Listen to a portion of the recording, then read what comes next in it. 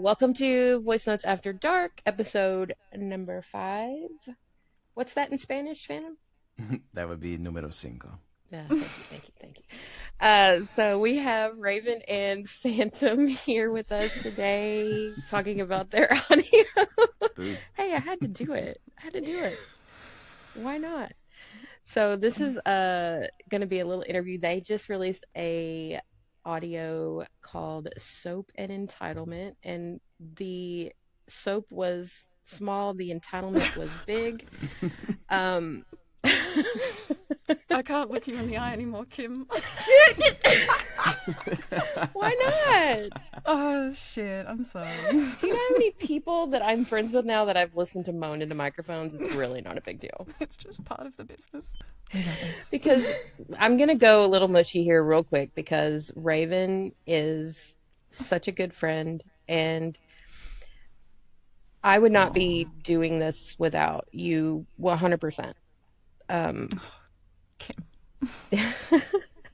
You encouraged me when I brought the idea to you. You said, I think you definitely should do it. You said, I think it's necessary. You said a lot of really kind things, and it gave me the courage to go ahead and do it. And B and I are having so much fun, and I am so glad that you're here now and we can kind of tell everybody about how amazing you are. So Yeah, we love you. Aw, that's so sweet. That's very sweet. I like I said, like you were there when I had 100 followers, maybe, and I've just hit 1K as well, and you've just been there for every step. And I just remember when you followed me, I was like, who is this? I think you were like the first influencer to follow me as well, like book talk kind of person. I was like, who is this? How did she find me? Like, what is this? And I don't even know, but we just instantly clicked. And now I genuinely think we talk every day. pretty much. But I just remember having that conversation with you about that really beautiful crossover between the audiobook community and the audio erotica community and the current state of podcasts in the space.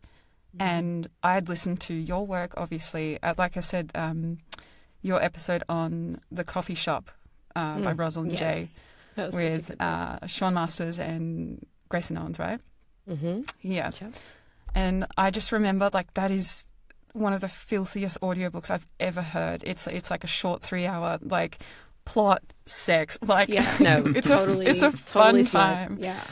And the way you just handled that interview, like it was just so professional about something so filthy. And you could tell that, Sean and Grayson just felt comfortable just answering all these questions about it. And, I'm very open and honest about this topic in audio erotica. I think there is a gap when it comes to the interviews and how they're conducted. There's so many podcasts out there now doing it. But I just think there's still this gap that we're not quite kind of covering when it comes to addressing the vulnerability of it and the people involved and the questions we may ask voice actors as well. So when I knew that you were kind of looking into it, I was like, oh, she'd be perfect. She would be absolutely perfect. So I'm really glad that you came in and did it. And obviously your first episode, with Atlas, like just blew up the way that it should. We were talking about it before we got here. We have no idea. Like, we're just like, what is even happening? This is insane. Yeah, no. But it comes down to who you are as a person, Kim, and I just knew you'd do so well. And now you're breaking my pod virginity, so... Crazy way to put that. I hope you love it. Is there any other way to put it? That I was a don't word know. choice. I mean, I Lord have have done that mercy. for a lot of people, so I'm happy to go for you. Oh, okay, Yeah, okay. she's So got experience. she's got experience, huh? Yeah. It's literally I was just talking to a friend of mine about this yesterday, actually, because we were talking about how, there are people that we get on these shows that have done this like 50 times, and they've talked to everybody and, their dog. And it's great and it's fun and it's nice to have conversations like that with people. But I would much rather talk to people who are nervous to do this kind of thing, or who haven't done a million interviews, and get those people out there for people to see, rather than conduct the same interview with somebody who's been interviewed 50 times and been asked the same questions every time. So, yeah, I think it's more fun anyway. So, and I don't want people to be scared to go to do things like this to promote themselves. So, if you have a good experience, then at least maybe you'll do more of it. So let's talk about this audio because it's freaking hot. And Raven messaged me and she said, "Do you What'd want she to say? listen to this audio?" And I said, "Well, of course I want to listen to your audio." And she goes, Oh no. "Kim, we be fucking." Like the exact words. I was like, That's exactly listen, what she said. just And so I you said, know, we be fucking in this. and I said, "Raven, that's kind of the point, babe." Yeah. I just think, MF, it's different to speak at a listener. Like Well, you kind of put it in the category of voyeurism, like you're a fly on the wall kind of thing. So true, but it's very similar to books. I Or like mean, an audiobook. Yeah, yeah. it's Yeah. more like a book. Especially I mean, duet that's what we're style. used to. yeah, absolutely.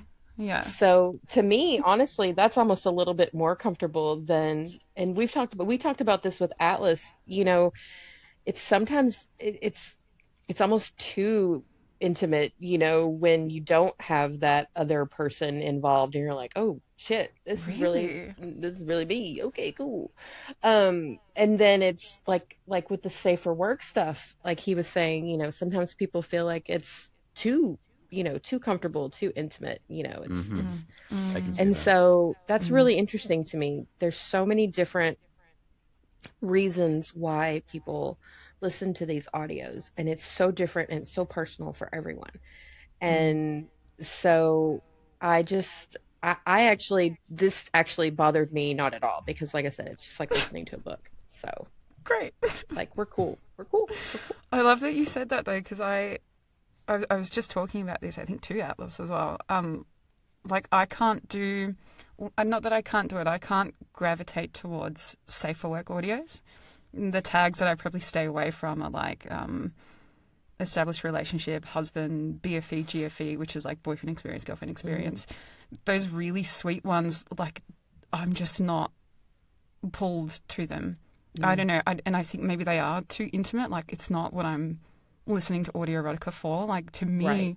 or for me, audio erotica is like my fantasies. It's everything that I can't do. I don't know. Like there's just so much creative freedom in it, and that's why I listen to it. So if I'm going to go listen to it, I don't want boyfriend and stuff, but that's just me. But No, I get it. for some people, they only want to listen to that stuff. They're not going to listen to darker things or paranormal and fantasy because it's not real enough for them. They want to go in for the boyfriend stuff or the husband stuff because it helps them feel comfortable with those aspects maybe in real life. So that's a really good point. But it's just like genres in anything, it's the same thing with books. I mean, there are people who listen to exclusively rom-coms or exclusively dark romance, or everyone has their preferences, and that's just the way it is. And but thank goodness there is enough out there for you to have a preference and for you to go, okay, I don't really like this, but I will definitely listen to this or this or this. So there's Plenty of plenty. variety. Yeah. Yeah, there's so much variety. So and that's what's great about it, because it is so inclusive for everyone.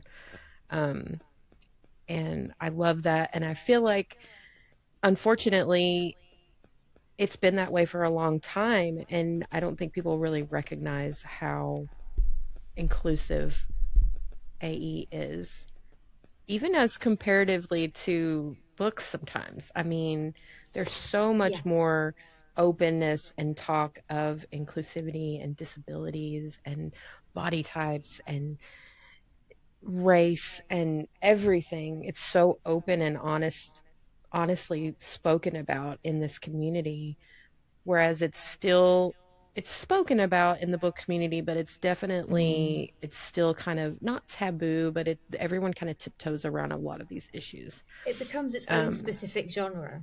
mhm, Like, mhm, instead of just it being like inclusive, right, it's literally like, these are disabled books.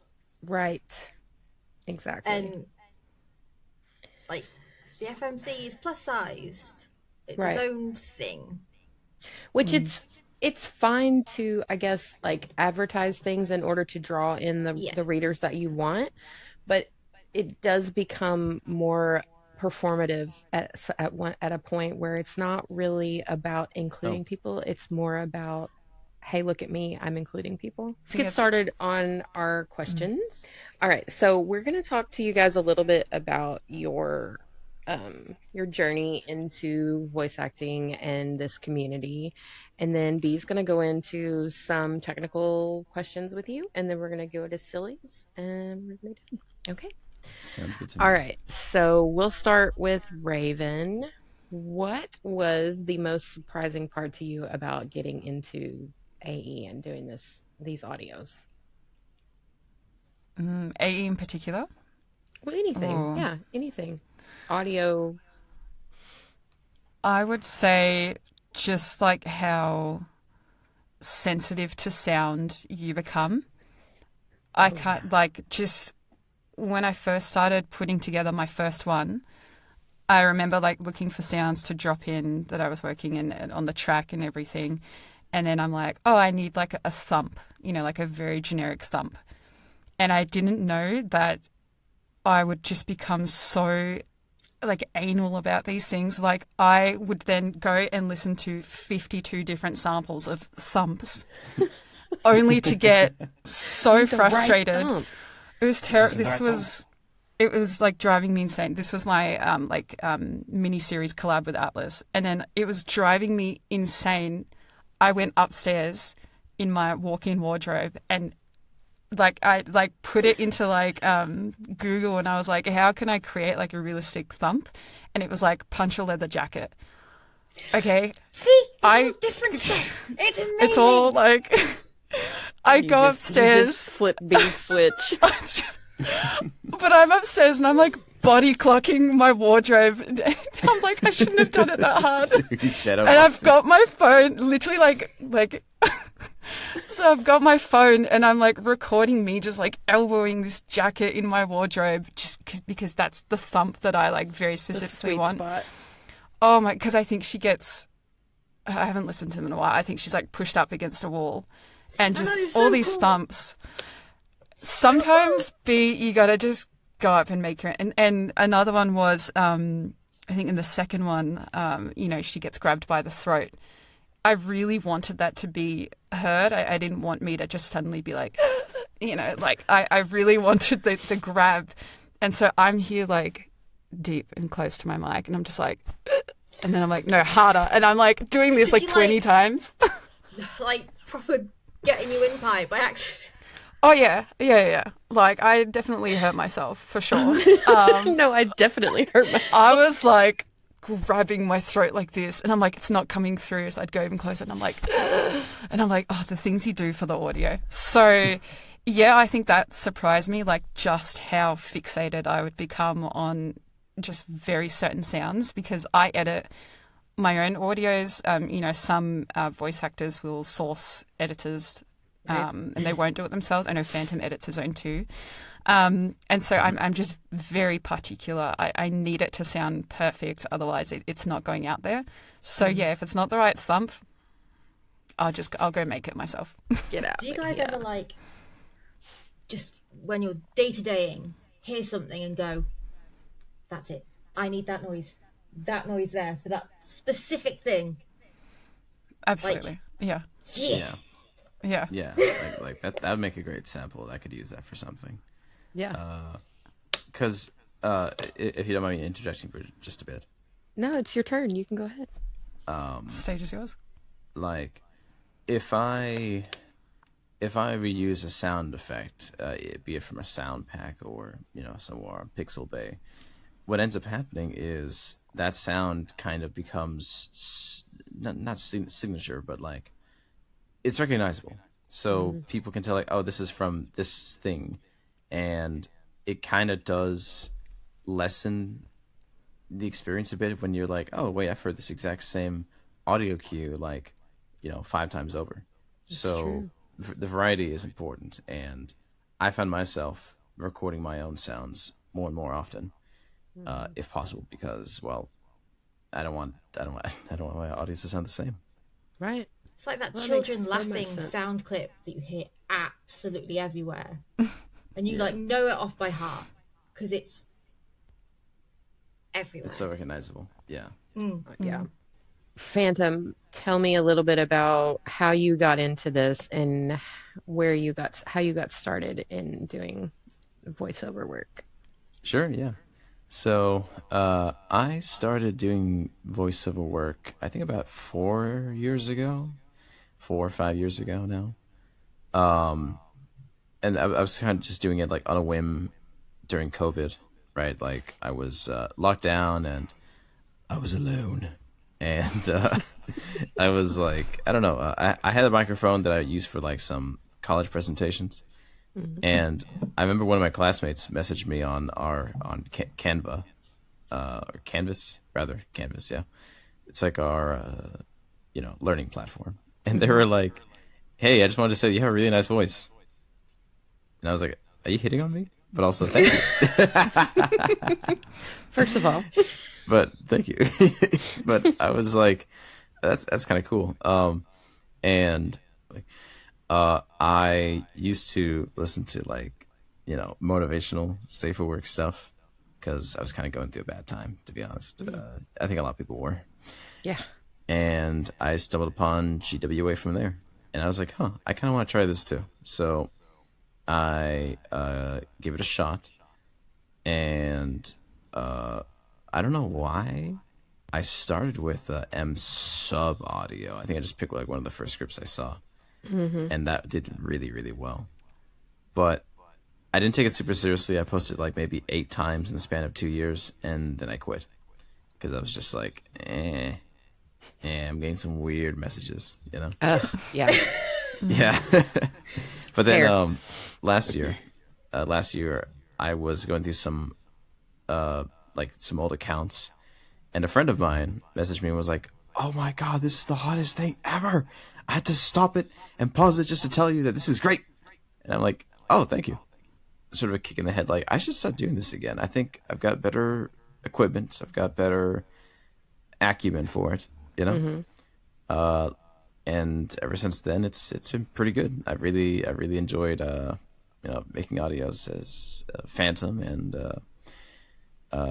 people have said very nice things. You do have a great voice. Thank you. So was that literally the first time anyone ever told you that you had a good voice? Yes, it was actually. Yeah. That's crazy. I wanted to really do voice acting when I was a kid, but I mean, at that point you got a squeaky voice. I was like, I'm never gonna be a voice actor. I'm never gonna be a voice actor. And then you grow up and you're like, oh, I can be a voice actor. Hell yeah. That's hilarious. So would you want to go into books at all, or are you happy with doing mostly just My dream is to do a book. My dream is to is do a it? book. I just don't know how to like. It's a lot of networking, I think. It is. And to be honest, some like life circumstances have stopped me from getting on that train, so to speak. Raven. But I love trains. God dang it, I missed it again. choo choo choo choo. But no, I have met with a few people, and I think I may have something in the works for next year. So I'm very excited. It's in Spanish too, a bit of Spanish too. So I'm very excited. What? He's trying to kill So us. cool. Yes, I'd love to do a book. I love to do a game, a project, really anything that's like published. I did do a comic a couple of months ago. That was really cool. It was like based on any of you familiar with Visipop, Hell of a Boss? Yes. Yeah. I mean, yes. Yeah. No. Say it with your chest. Say it with your chest. Yes. One more time. Yes. I'm perfectly normal about all cartoons because I'm an adult. Yes. I did a. Well, I did but a you're also comic an dub. amazing artist, B. So I think that's part of where that comes from. Ah, okay. Well, you know it. You appreciate it. It's hard work. I did like a comic dub for like a fan made comic. I was like a Hispanic demon, and it was really cute, right? It was only a couple of lines, but I was like, oh, I'm in a thing. I'm in a thing. So I B, would love B's, to do B's taking audiobooks. notes. Just gonna need a link. He'll send it to you. I'll send it to Okay, you. cool. She's going to be in the DMs later. Yeah, you about If to I get don't some more forget, weird which is messages, but not the way you think. Very likely. It's going to be weird in another Very whole cool. nother Yeah. way. I'm supposed to do something. She's going to slide in professionally. Yeah, she's going to Like, slide in and hey, talk about so, sounds and accents about and that weird comic. shit. Rach, where's my comic? Where's my colleague? Professionally. Of course. Hilarious. Of course. Hilarious. Okay, well, we talked a little bit about sounds, so I think this is kind of goes along that lines, but what are the things that you, Raven, really geek out about in this space? Like what really gets you like super excited? My favorite thing ever right now is MF, or even like FF as well, but I haven't edited FF on my own. I just recorded one, which I'm really excited about. But I've edited, all of my collabs that I've done so far, which I would say, oh God, 3 or 4. But even before I did Audio Erotica, you would know, Kim, like I had done some narration snippets with some male narrators, Brandon Bonavia. I'm going to butcher that last name. Yeah. Patrick, love Patrick.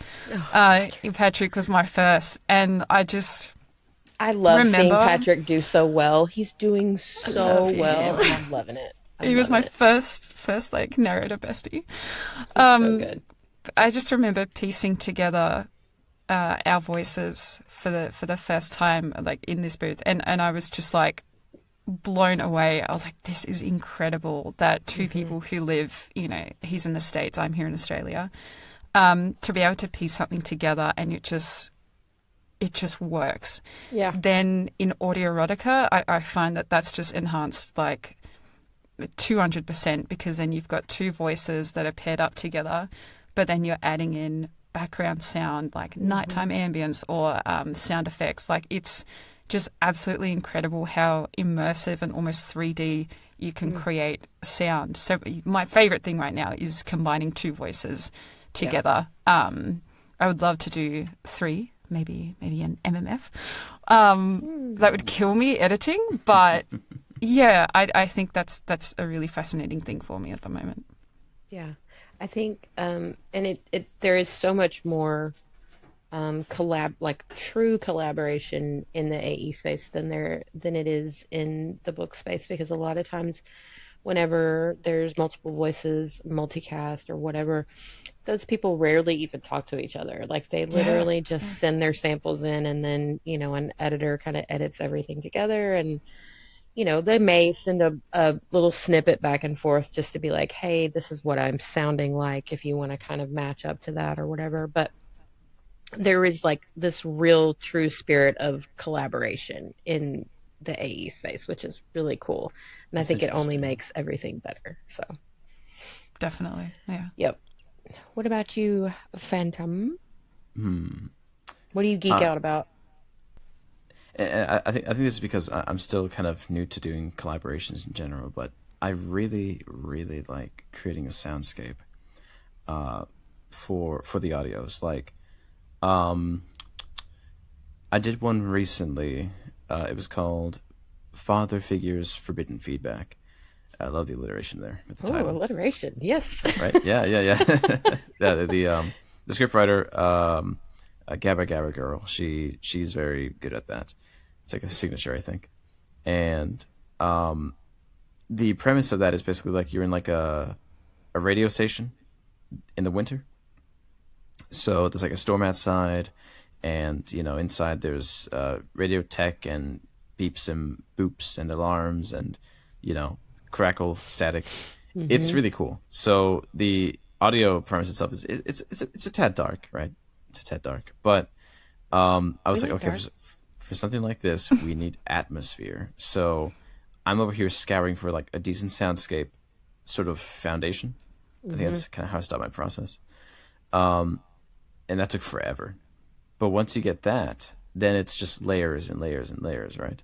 Yeah. It's adding some static in the background. It's adding some radio voice in the background. It's adding some like knobs and dials being turned and word.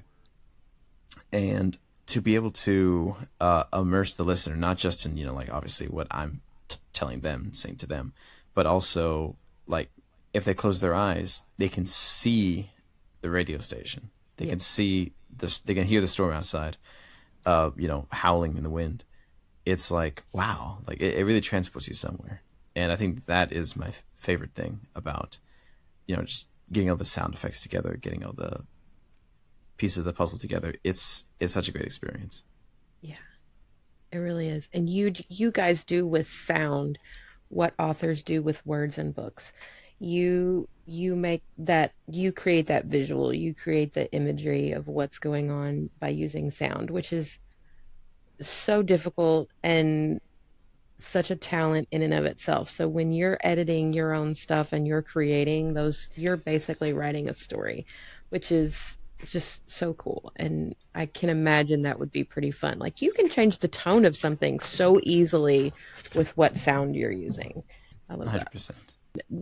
I'm sure this is something that I don't think a lot of people understand when they get into this kind of thing, but you do kind of develop a lot of parasocial relationships when you're in this area.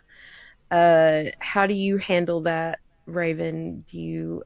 How do you deal with DMs and people thinking that they can talk to you any way they want to sometimes? I think I'm in a very interesting time where my account is very much picking up, especially since the rebrand to Raven as well, and starting to post to Reddit, like Gone Wild Audio. Luckily, I haven't had any wild encounter with parasocial behavior. Good. I'm surprised at the comments that people just do openly leave on Reddit or DM me. I think, like, I haven't had anything scary where I've been like, oh my God, like, I think I'm about to get doxxed or something like that. But I have had some fascinating DMs come through. Fascinating. Like, my favorite one was this guy on Reddit DM'd me. I think I had only just uploaded my verification as well. It's like this 10-second audio where you're like, this is my username and this is how you spell it, blah, blah, blah. This guy DM'd me and he's like, hey, my name's X and I'm 29 and I'm from the UK. And I just want you to know that I'm kind of like hotel hopping at the moment for work because I'm on a trip. And if you want to get into a call and just talk about stuff, just let me know. I know that your DMs... He's like, I know that your DMs say, please only, like, I wrote, please only DM if you're a writer or another creator. And he's like, I haven't written anything yet, but we could chat. And I'm just like, something. Sounds a lot like a crime episode I watched. I'm not a writer. What? 2 weeks ago. But the fact that he felt the need to tell me his name, his age, where he's from, and yeah, you're like, dude, it's not Tinder. Like, come on. We don't, and he signed it off. Anymore. Yeah, we don't do ASL over here. But, like, he signed it off with his name again. He was like, thanks so much. Like it's an email? Like a full letter. I was reading it. I was like, Dear Raven. Fuck, okay, Dear Raven. Dear Raven. Yeah, and then, like, you obviously get your wild comments, like, one of my other favorites is this guy that just literally, he's like, gooning and edging to you, please do a part 2. And I was like, you know what? Hell yeah. That's what I want to in hear. the spirit. It's good feedback. It's like very good. I was like, you should be gooning. You should be. Yeah, gooning. you should be. Yeah. That's why I'm moaning to a mic for comments like that. So yeah, I'm very lucky because I'm still, like, I think I'm quite early into my audio erotica career in particular. Like I'm here, there, kinda everywhere. But I can only imagine what that's like on the male end. So. Yeah. Yeah, it's interesting. It really is kind of, I think, of a switch for in these industries, in the book space as well. I think male narrators, male voice actors in general tend to get a lot more of, that kind of behavior than the females do. Surprisingly. Yeah. And I guess it's because it's more of a female dominated space, especially in the book space. And I think honestly, probably AE as well. I mean, it's really mostly a female dominated space. I am surprised about Reddit though, because Reddit is there different. are a lot of like girls on Reddit, and I would have thought that boys would be it's like the medium, right? So like a subreddit like GWA will have more women in it because it's a medium that more women enjoy than men. So it's almost like a what's it called? Like a bubble. It's like a bubble. Who was it we were talking to? Was it Flynn that was like, guys don't really talk about this with each other like women do. It's like it's coming almost like a shame thing, kind of like we don't talk about this And then you were like, with each what, other. like boys don't just listen to. And I was like, really? with their You best don't friend? you don't listen to porn with your friend and watch each other's faces? That's weird because we do. We have a whole podcast about it, actually. We have a whole podcast about it, and people like it. What do you know? It's like I do Gogglebox, feel but like naughty. I feel like Gone Wild is becoming more of a male audience. I find I'm definitely finding that there is more of that, or men are feeling more comfortable listening to audio erotica and understanding what that can do for them, because there is such there's such a variety. So on GWA, which is where a lot of audio erotica VAs will be if they're not on Quinn, for example. It's such a huge platform for us.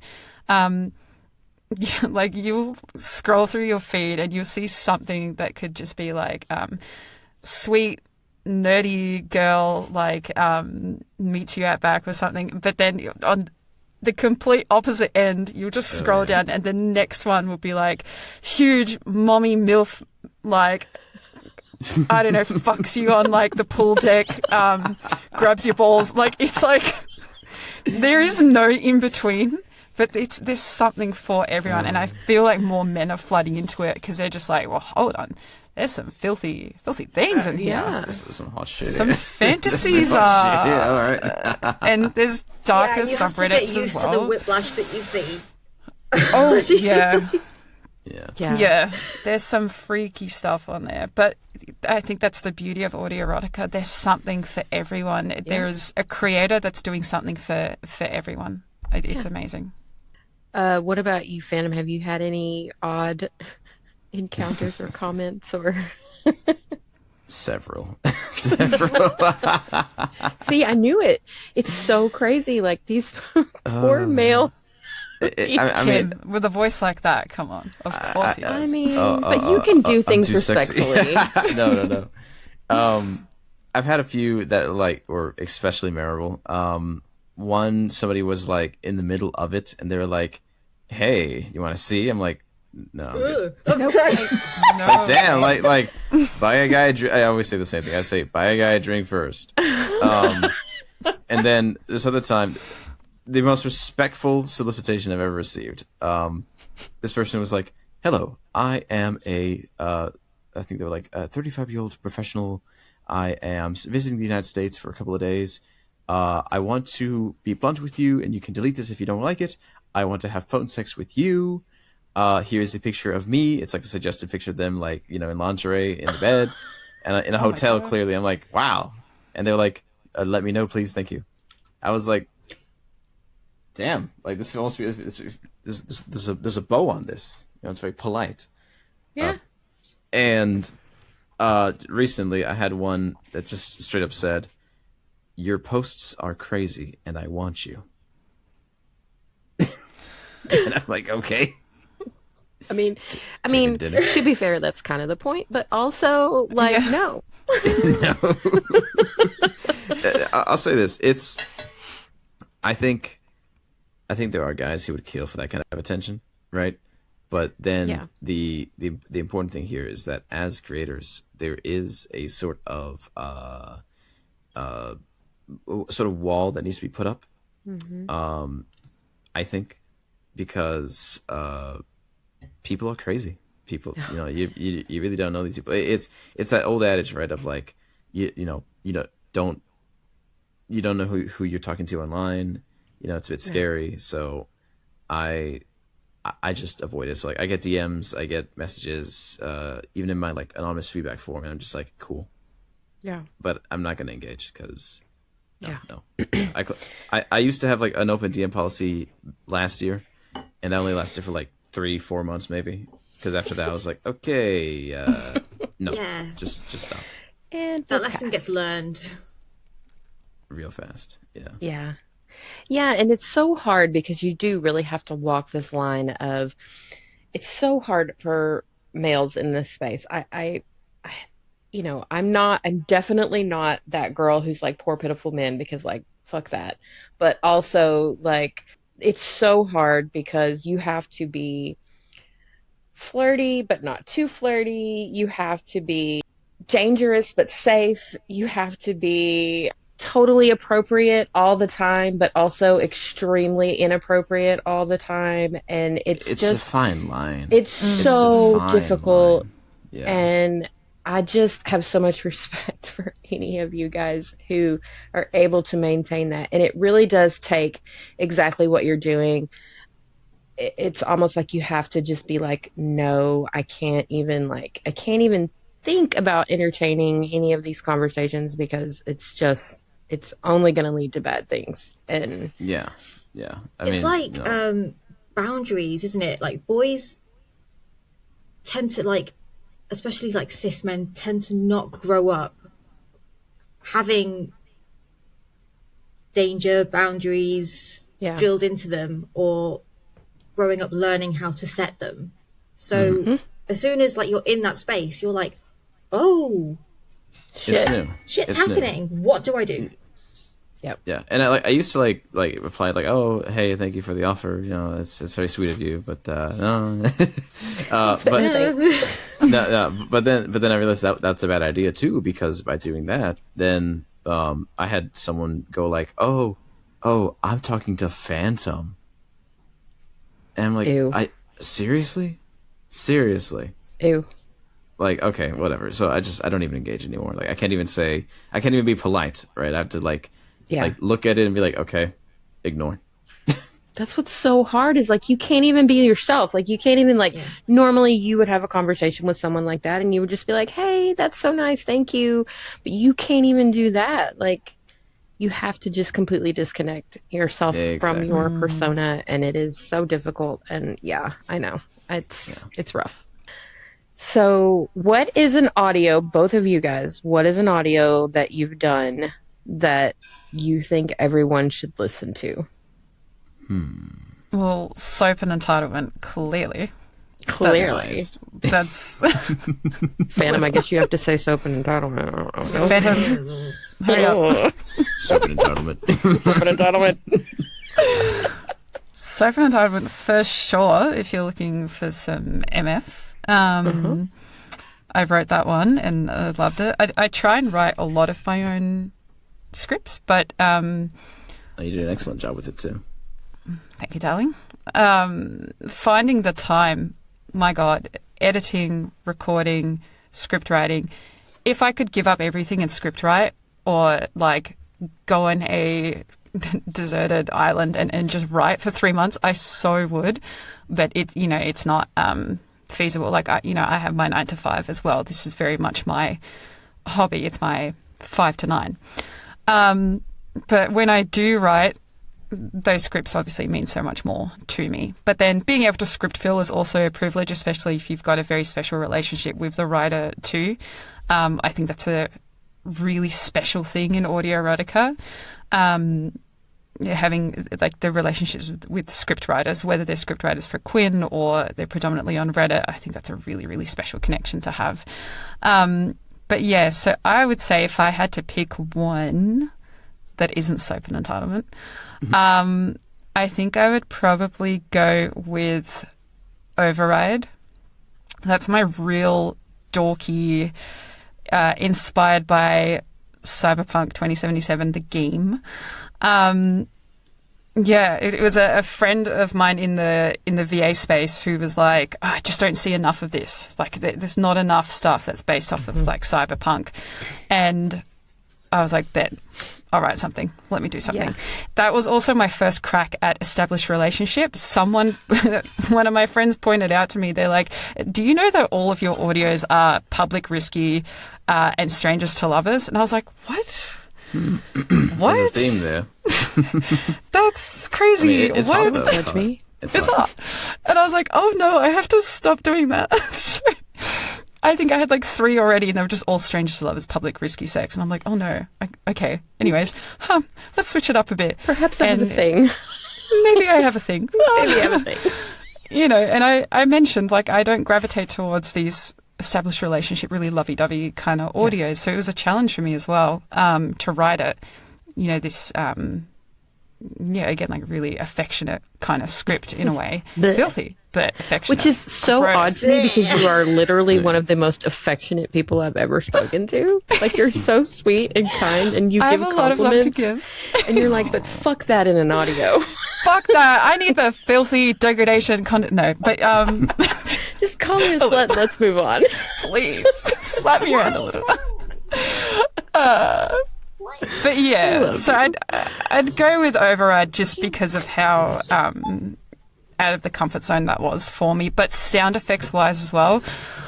Oh God, that also had a cameo from Miles Cross, who's one of the very first few creators that I ever listened to on Quinn. I adore him.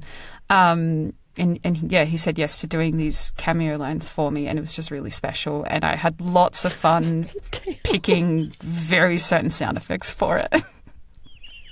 I love this cat tail. You have a tail. Sorry, she's been staring at me for like an hour, What is the gatito doing? she stares into my soul and can feel it, so I had to put an end to it. It's fine. I love it's it. fine. I It was love just that. funny because it looked like you had a tail for a minute. Yeah. But yeah, that's Okay. Phantom, what about you? Soap and Entitlement again. Nope. Thank you. Like, Thank you. Ramble Fab number 50. No, not that. No. No. Perfectly fair. If you're Guys, proud he of does. Yeah, that's your favorite. No, He does have a really good one. I'm just saying, and it's bilingual. Wait. I gotta know which one are you talking about? The one where is it? Your Echo makes an appearance, or your Apple Watch, or something at the end. Oh yeah. It was like a It's- 1 year thing. Yeah. Yeah, it was his 1 year Ramble Fab, and Your he's ring like, glows. watch. Like, He gets like this guest appearance from his tech in his room. No, it's like once a Yeah. train, right? Like every time I do one of those, like, it's always something, right? Once a train, once a watch. Like next time it's gonna be I'm gonna have like a phone call, and she's gonna pick up the phone in the middle of it. Like, hello. hello. Hello, I'm kind of busy. Hello? Yeah, I'm kind of busy right now. but yeah. Sorry to interrupt. All of a sudden, and Lady hijack your Gaga's question. telephone comes over. It's fine. I mean, when people ring my doorbell, like the house rings out with somebody's at the TARDIS. So it's Yeah, it's true. I love Oh, I love that. that. It does I know, happen. right? Yes, babe. It's amazing. Um, Yeah. But no, really though. And I mentioned this one a lot, but it's very special to me because it was the first script that someone like wrote specifically for me, and this artist is no longer in the space, but they did such an amazing job. You've Always Been Mine, and I looked at it a couple days ago. That one is like my second most listened to audio at over 20,000 plays, and it's just it's amazing, right? It's like a yandere sort of character, a best friend, supposedly, right? But it's like, well, I noticed that like you always hang out with other guys and you never talk about me, and it's whatever, it's fine. It's fine. I'm not mad about it. Yeah, I'm not mad about it. Anyways, do you want I mean, I some could tea? be, but I'm not. And then this is the first time I ever did this, but like I did some sound mixing where I sound as if I get up off the couch, I walk over to the kitchen, and I'm in all muffled like, you never talk about me, do you? While I'm like, fixing up some tea, cabinets, water boiling. Like it's very immersive, and I'm very proud of it, SFX wise. I'll have to go look that one up. And it's so good. I'm very proud of it, and I'm even to this day, like, people message me like saying this is great. You did an amazing job. I love that. I love it when people feel good about things that they've done. Like, that's, to me, like, honestly, that always shows too, like in your work, like when you're like really, when you feel good about what you've put out. Like, because I knew you loved this because this was the first time you actually came to me and you were like, hey, do you want to listen? Do you want to hear it? Do you want to hear it? And I send you everything like, now. yeah, I want to hear it. So I knew you really loved it, and I knew you were really proud of it because that was the first time you've ever done that. I was like, okay. I think you have to be like, just editing in audio in this space, like in audio erotica, you have to love that. Otherwise, it's not going to work. And it's all part of the process, right? But just knowing that, like, every time I edit and I'm just like, kill me, I'm like, I know that when I listen to the full audio and I'm done, like, you know, when I was doing Soap and Entitlement, as soon as I finished it, beta listened to it 43 times in a row, and I was ready to send it back to Phantom, and I'm like, here, just listen and just tell me if it's fine. Like, I knew when I finally sent it, I was so proud of it, and getting his live feedback as well was really special.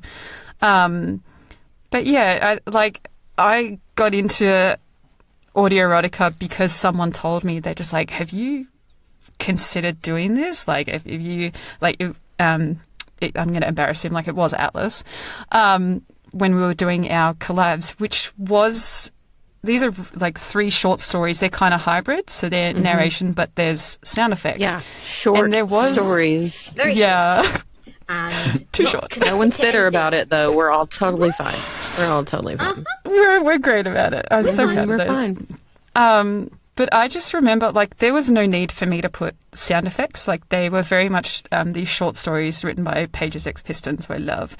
And they were just coming up on my feed, and I was reaching this point where I was ready to give up the voice acting. I was going to, like, can the Instagram and just get rid of it, sell all my equipment.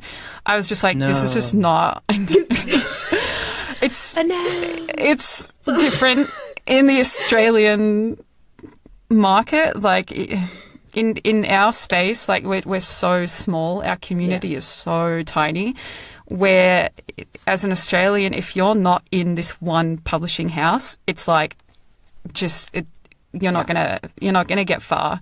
And if you can't do an American accent to then be able to market yourself to the huge American audience that it is, you're not going to get far either.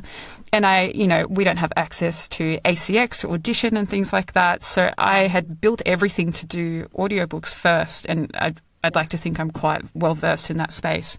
And it just wasn't working. And I remember messaging Kim about it. I'm just like, I'm just not getting anywhere. Like, nothing's just happening. And then I was struggling for content as well. I'm like DMing authors and I'm like, can I please narrate like parts of your book? Like, I'll do it for free. And I was just like, I love it. And I'm just like, I can't do this. Like, I'm just going to quit. And then my last chance, like, I was just like, okay, I know these stories have popped up. I'm going to ask this girl, I'm going to ask her if she would allow me to narrate her stories and allow me to narrate it with someone. And I'll see how they go. And she had so many, and I just picked a few. And I was originally going to get Patrick to do them with me, but his career was really picking up. And, we're so happy for him. He's got like his podium book now. Yeah. And he was just like, hey, like, I don't have time because I'm doing like the audiobooks. And I was like, okay, cool. And I kind of owe him a lot as well, because if he didn't say that he was busy, I would have never reached out. And that bleed through of creators in audio erotica coming into the audiobook space was there. It was on my feed. And then, I had known who Atlas was and Miles and things like that as well. And I was just, something possessed me to just be like, just DM him and just see if he would narrate it with you, because like I didn't have this relationship with any other male narrator. And I was just like, just do it. His DM says open for business. Sure. And I just remember sending him the DM. I was just like, hey, like, I'm Raven and I do this. And I just remember sending it and I'm like, he's never going to reply. He's never going to see this and he is never going to reply ever. And he responded like the next day, and when he said yes to it, I was like, oh, this is crazy. I also did not know, I have to really word this carefully. I did not know how big Atlas was Same. at the time. Same. No, I know exactly what you mean. Yeah. Like, but I mean, like, when did you reach out to him? Like, I reached out, I can tell you the exact date. I believe it was May 19th of this year, if you'd like to know. Oh my God. oh, He'd so like, it was, yeah, he was like really close to 1 million. Yeah. So, this is before Atlas blew up and got 1 million plays, and he's now, every second of his day is doing audiobooks and things like that.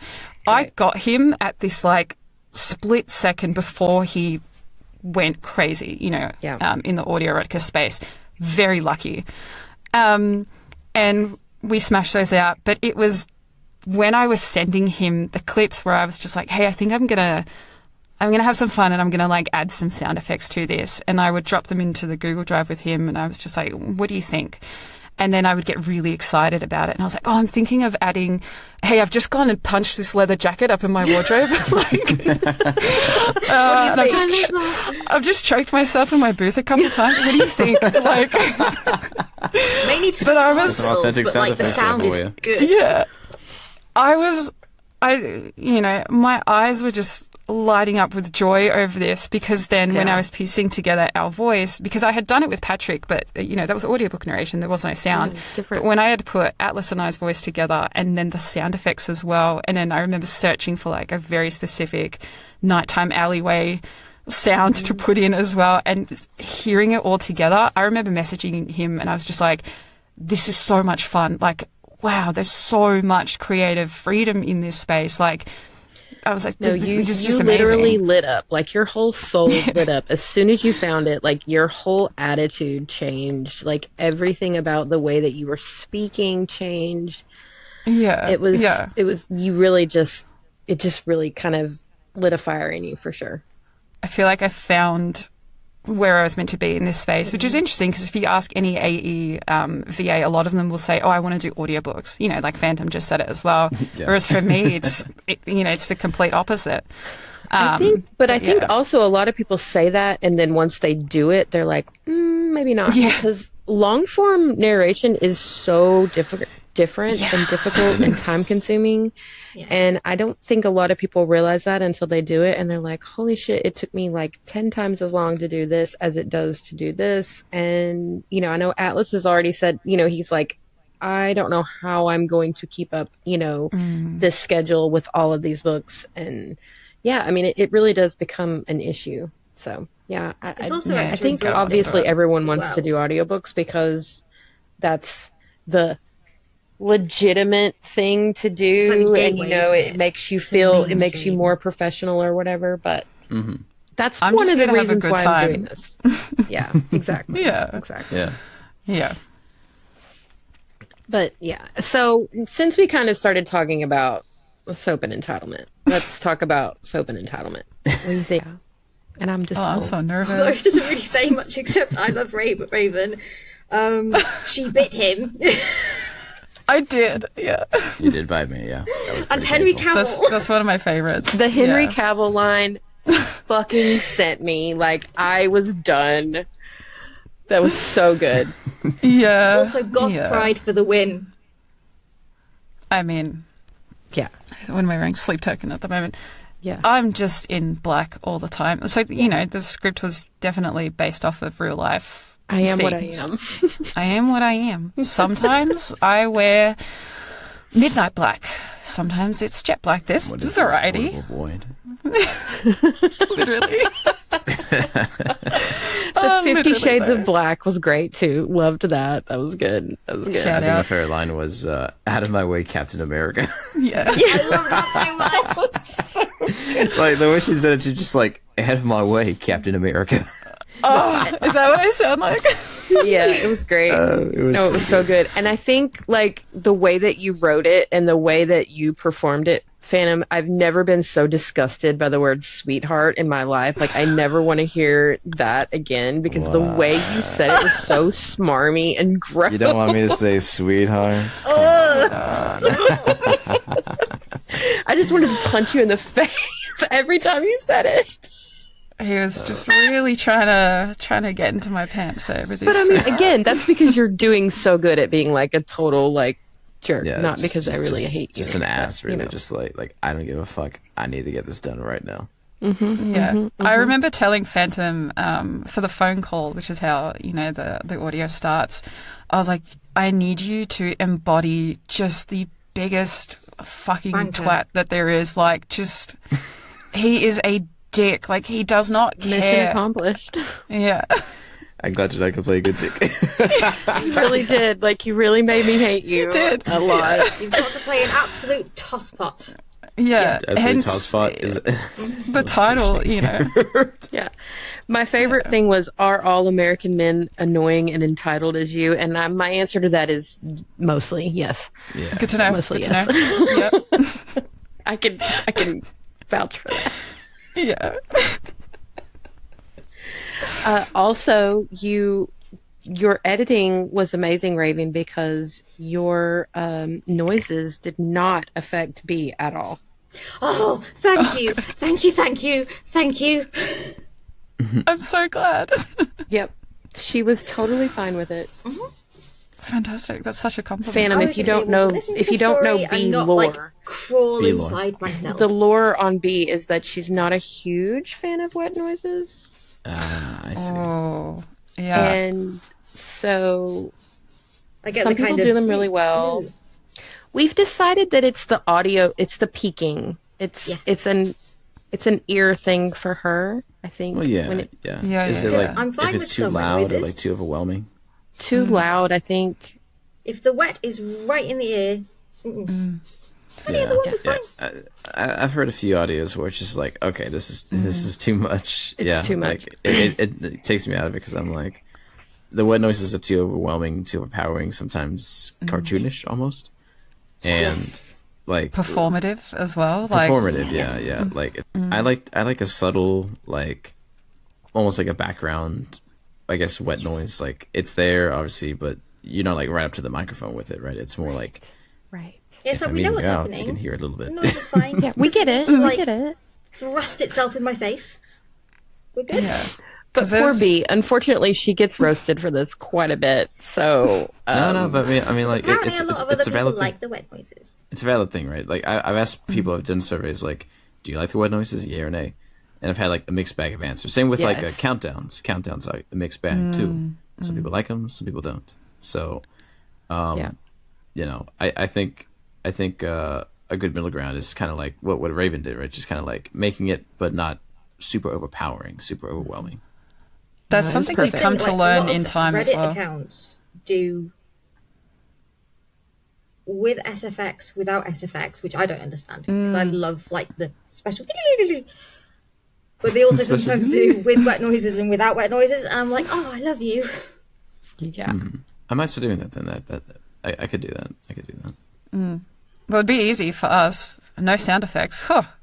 Cool. I'll be 20 audios a week. Let's go. I can't. Yeah. If all I had to do was just say things into your mic, I would be. I used to produce 3 audios a week. I don't know how the hell I did that last summer. Wow. Now it's more like once every month or two, but it's also life circumstances in the way. Yeah.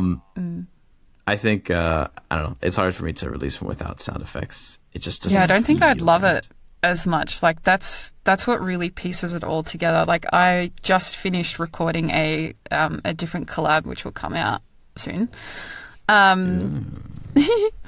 That collab will be with Dr. Rapture from Quinn. Ooh, Dr. Rapture. Dr. Rapture, he's a biggie.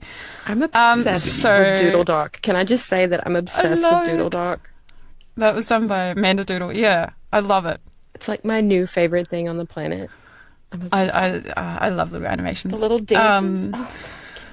But like I just finished editing that, and I will always do the complete edit through of matching our room tone and making sure that all the settings applied and the audio sounds consistent. Like I literally just laid on the couch before, headphones in, and you have to listen to the whole 20-minute audio, and you're there and you're just like, this is so boring.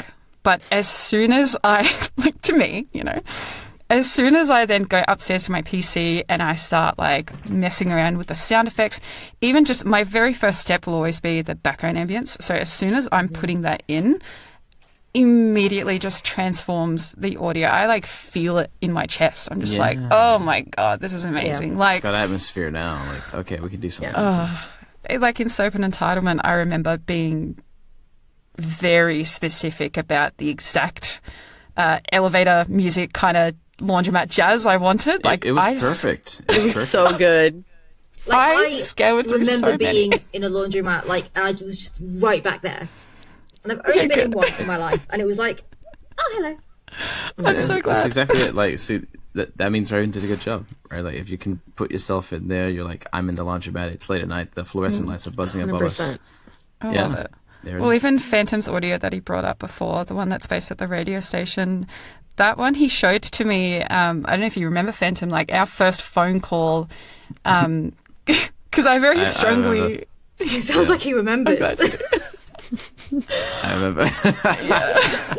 I am a big fan of, like, if you're going to do audio erotica with someone, God, jump into a call with them and just, if you don't already know each other quite well, you gotta get into a call. I think our first phone call together was like 3 hours. Like, there was so much to talk about, and we were talking about what it's like being a male creator, what it's like being a female creator in the space. Like, it was so fantastic to go over what that's like from both perspectives and our editing software and everything. He played the audio. The audio when I was right after I finished it up for feedback.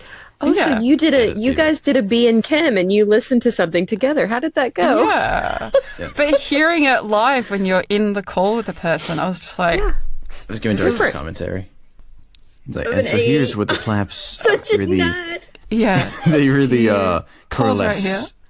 Yes. Did you hear But that's what Phantom was doing during When the he call, said- you know? I'm going to fuck you like a good girl. What he was actually trying to convey was that he is really, really needy. Yes. If we delve into this further, yes. As silly as it sounds, oh my god, like B and I would geek out over that so hardcore. It would be so I might try bad. that actually. That sounds We'll like do a it fun sometime. idea. We'll do it Yeah, sometime. yeah. Do I want it. Blu-rays specifically for the behind the scenes. I think it makes it that much more immersive. Like, when Phantom was playing through his audio, he's like, oh, and if you can hear this, this is where I did this and edited and chucked this in. I was just like, oh, it's so fascinating hearing live, you know, how his brain works, because I know how my brain works when I edit. So that was just such a privilege for him to go through that with me. I think before it was released, Phantom, I think. Yeah. It was before I released it. I was very lucky. Also, I That think was it's good. important for an audience to know how much goes into what you guys are doing.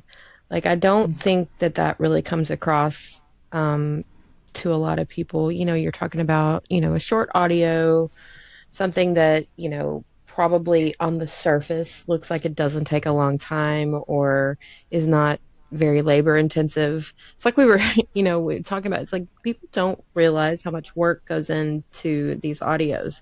And I think something like that, like we were just, that is a lot of why B and I do this, is because we do want people to understand that it is an art form. There is art to it. There is, a lot of work that goes into what you're listening to. It's similar to comic books. You can read one of those like weekly releases in 15 minutes, but it took a very long time to do, and like 6 different people. And when you guys do it and you're editing your own stuff, you're doing the work of 6 different people a lot of times. Not Pretty to much, mention marketing and social media stuff. Yeah. Phantom's done longer audios than me. I think my longest is 23 minutes, which is, I suppose it's quite the average in audio erotica, but I'm pretty sure Phantom has longer. But even like a 10 or 20 minute audio, damn, that's like 8-9 hours for me in the booth. Like, it's wild, probably more. I have so much respect for creators who do like 40-minute. I don't know, Phantom, what is your longest audio? I think it's about an hour, just a little bit under an hour. Yeah. That's crazy. I think it was one of my Halloween themed audios last autumn. Rightfully so. Oh, Halloween! I love I like that. Halloween. Yes. Yeah, but yeah, I honestly, it's so hard. Like, I want to do those like really long scripts, but I'm like, I have so many like other smaller projects I need to finish first, so it always gets put in the back burner. Yep. Yeah, so Phantom and I have no life, but, Clearly. No, time management is such an important thing in this space. I feel like if you're working a full-time job and you're doing this like semi-professionally, it's a lot, of recording and taking hours to edit. And if you're like, in my case, like if you're running a community or like streaming on Twitch, it becomes very, your time becomes very constrained very fast. When you guys first started, was it difficult learning the techie? Technical, sorry. Welcome to these. I love the I like it. I mean, I did the typey fingers. Yes. I don't know how clear you want it to be. I love that. It's very accessible to the blind, I'd say. It was a bit difficult, yeah. Like in this space, you end up learning a lot of just different tools and techniques.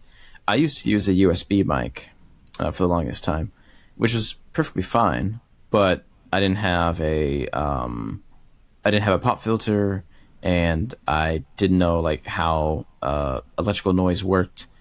I didn't. There's just a lot of things you don't know, right? You're like, oh, I just plug microphone into a computer, talk. The placement matters. The way it's set up on your desk matters. I used to have mine like right in front of me on like a little tripod, but now I have mine on like a boom mic arm because otherwise, little vibrations in the desk that gets picked up too. Yep. So, I ended up having to like basically, learn as I go, watch videos. Every single audio that I've done, I feel like I learned something new. Even to this day, I have my like older audios from like 4 or 5 years ago sitting in a vault somewhere, and I can't even listen to them because they're just so. The quality is so bad compared to my standards today. Mm-hmm. But yeah, no, it's a huge learning curve. But I really do enjoy learning, so it's not too much of a problem. Yeah, I love that. I have been told before, like I'm a very fast learner when it comes to techie. Like straight out of school and the kind of work that I did as well. Like I did photography for 6 years. I ran that as a kind of freelance side hustle. And it was all purely self-taught, everything. I had my very expensive camera at the time. But like just teaching myself the software and programs to be able to do that I ended up doing automotive photography for private clients. That was a fun time in my 20s. And I'd like to think I just pick up on things quite quickly.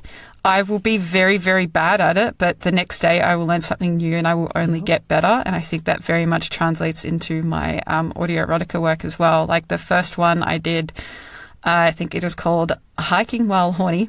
Anyways, like... Does like, it says on the tin? I mean, it's fine, but as Phantom said, like Phantom said, like I can't listen to it because I'm just like I can't. No, I'm not proud of that one. Because you obviously get better with the audios that you do over time. But yeah, very much difficult at the start because you're just kind of finding your way and how you edit because every VA will edit differently.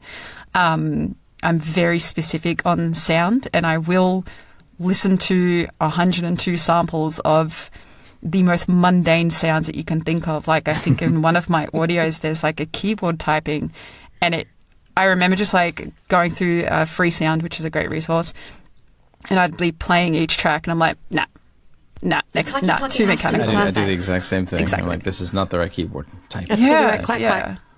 Phantom and I think our brains work very similarly when it comes to editing audio as well. Like our work ethic is quite similar. But yeah, I'm very specific, but I'd like to think that I've picked up on that skill quite quickly, but obviously still getting better as well.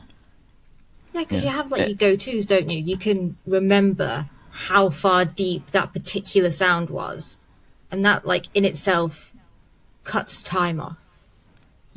Absolutely, yeah. But then you have to be careful, like Phantom said, with overusing the same sounds. Like I think there's this high heel click that I've now used in every single one of mine, and the last audio I did, I was like, I gotta change it. Like I gotta pick a different one because now it's just it's signature. Right. And a small follow up on that too. I think it does help when you are, connected with other people in the space, other creators, because that way you can get, tips and tricks that you wouldn't really get otherwise. For example, Raven has recommended to me, what's it called? RX Standard? RX12? Yes, RX12 standard. Yep. Yeah. Expensive piece of software, but it is magic, and it has saved me so much time. And so, like, there's techniques and tools. Let me think. Resources too. This guy Eli, wonderful man. Love wonderful Eli. man. He, I remember this. Somebody was like, "Hey, does anyone have any like sound effects for like metal banging or something? Like like hitting metal?" And he's like, "I'm on it." And then he like sent a picture of like a shovel, a rake, Yeah. and metal plates. I'm like, "Oh, okay, all right." He's on it. Best. He's on it. Yeah, that's like. There's I'm like that with memes. Yeah. Yeah. It's like, God, hold on. yes. B's got a meme for I'll be right there. everything.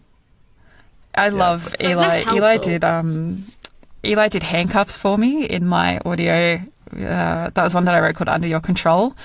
I was like, I need handcuffs. Does anyone? And he's like, got you. I think he sent it to me in like 5 minutes. So this guy Eli is his handle. He's on Quinn, but he's also I've seen him around.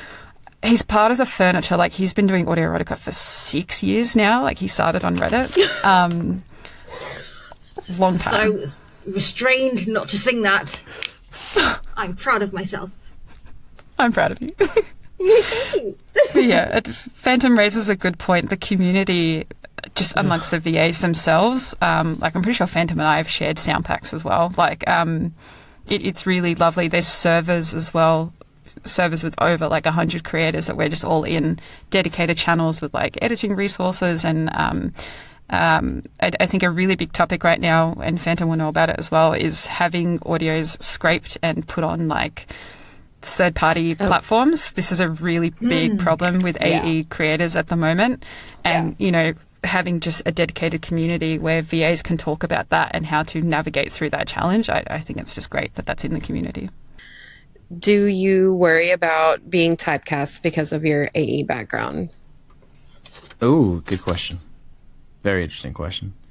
When you say typecast, do you mean like in the context of like getting... Like if you were to do audiobooks and, you know, you wanted to, or are you worried that sci-fi? Or... Yeah, are you worried that your background in AE is going to keep people from looking into you for their books or anything like that? Yes and no. So, and that's an interesting question because I've thought about like making like a safer work persona as well. But then I do see creators who just get work anyways, you know, even with their AE background. And I think it kind of has to do with a bit of tenacity, you know? Like, for example, maybe I do a book for someone who is in the AE space that is, you know, mostly safe for work. And through that, it's like, oh, that's cool. And even like with the AE background, they're like, well, I mean, yeah, they've done this before too, but you know, they have a lot of talent in the safe for work side. I think it's not too much of an issue as long as you are consistent with, you know, just getting out there and kind of maybe not leaning too heavily into one particular thing. So like, like I personally, I like to do a lot of variety, so I don't just do the whole yandere, oh, I'm a bad person, trope. You know, I like to make safe work audios. I like to make audios where I'm like, you know, loving and caring, obviously. And, you know, just avoiding going to like, hey, my audience says that I'm like a dark brooding man. I guess I'm a dark brooding man now.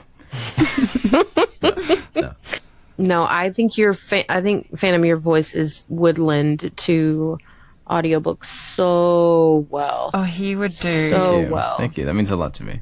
No, I honestly, you actually, your voice is along the lines of a lot of my favorite narrators. Like, I would compare you to like JF Harding and that, or like Ryan Lee Dunlap. You have that like kind of like golden retriever, but can go there if you need to, which is like so popular right now. And I feel think like that's a good way to describe it. Yeah. Yeah.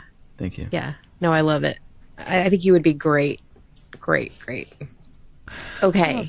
So what about you, Raven? Do you have any worries about that? I think honestly, it's probably a little bit more stereotypical as a woman than as a female than it is as a male. So Yeah, I knew when I started doing the audiobook stuff, I'm a dark romance reader, first and foremost, and that's what I really wanted to tap into.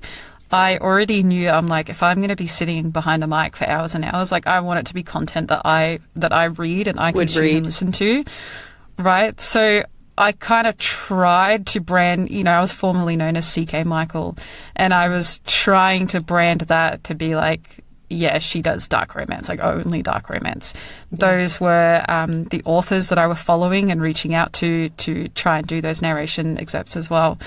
But now, like with audio erotica, I would love to do more darker stuff. I just have to write it or script fill it.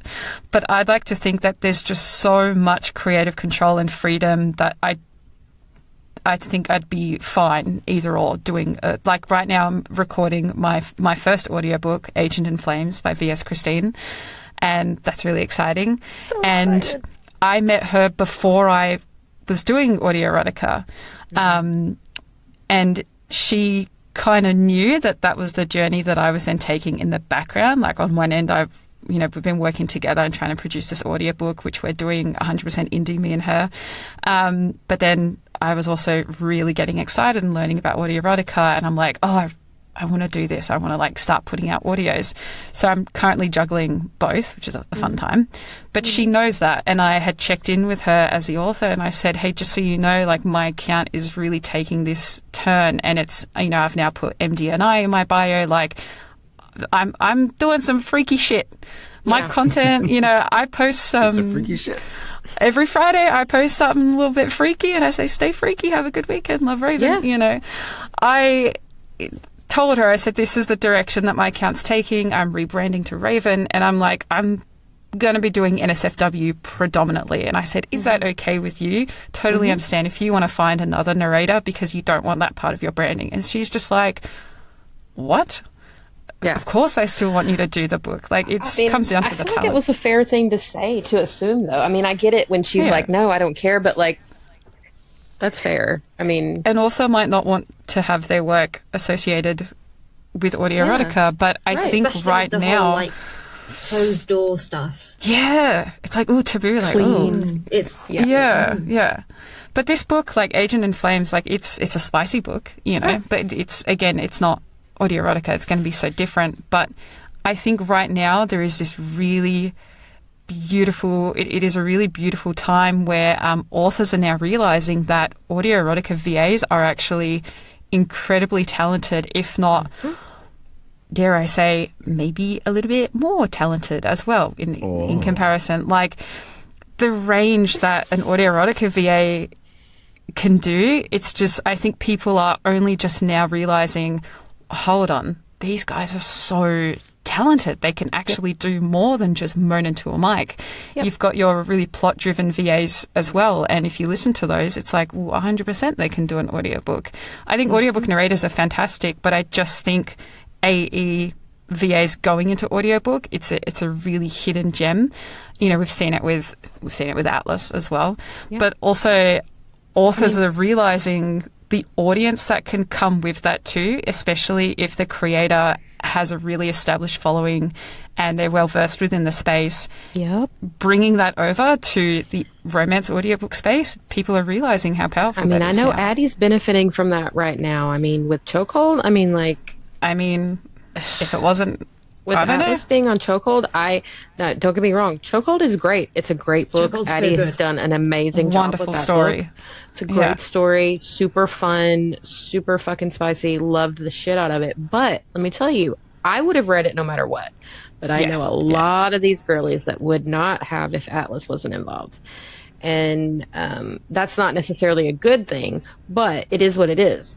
Because let's just be real, Lauren Beck is fucking amazing too. And all the props to her. But like, I know that a lot of people have gravitated to this book because of Atlas, and that's been great for Addie. And we've got Silk Seduction coming out next, and it's going to be so good too. Like, I love that for her, and I think that she is so smart to have gone down that road.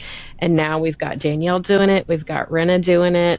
People are realizing, like, Yeah, oh, they're starting hold to on. get it, and I think Yeah. it's Yeah. definitely a good thing. Yeah. From what I can tell, the dark romance space, or really just the book space in general, is expanding. It's a bigger and bigger market every year. Actually, wait, no, I have inside information about this. My brother's fiance works at Barnes and Noble as a manager, and according to corporate, it's coming up. It's coming up. So it's something I really want to get into as well. It's an exciting field, I feel. And even the rom-coms, I mean, even rom-com girlies are, I mean, that shit is spicy. I just finished a rom-com that will rival any dark romance any day. And so, like, dark rom-coms, I mean, dark romance is just the beginning. I love it.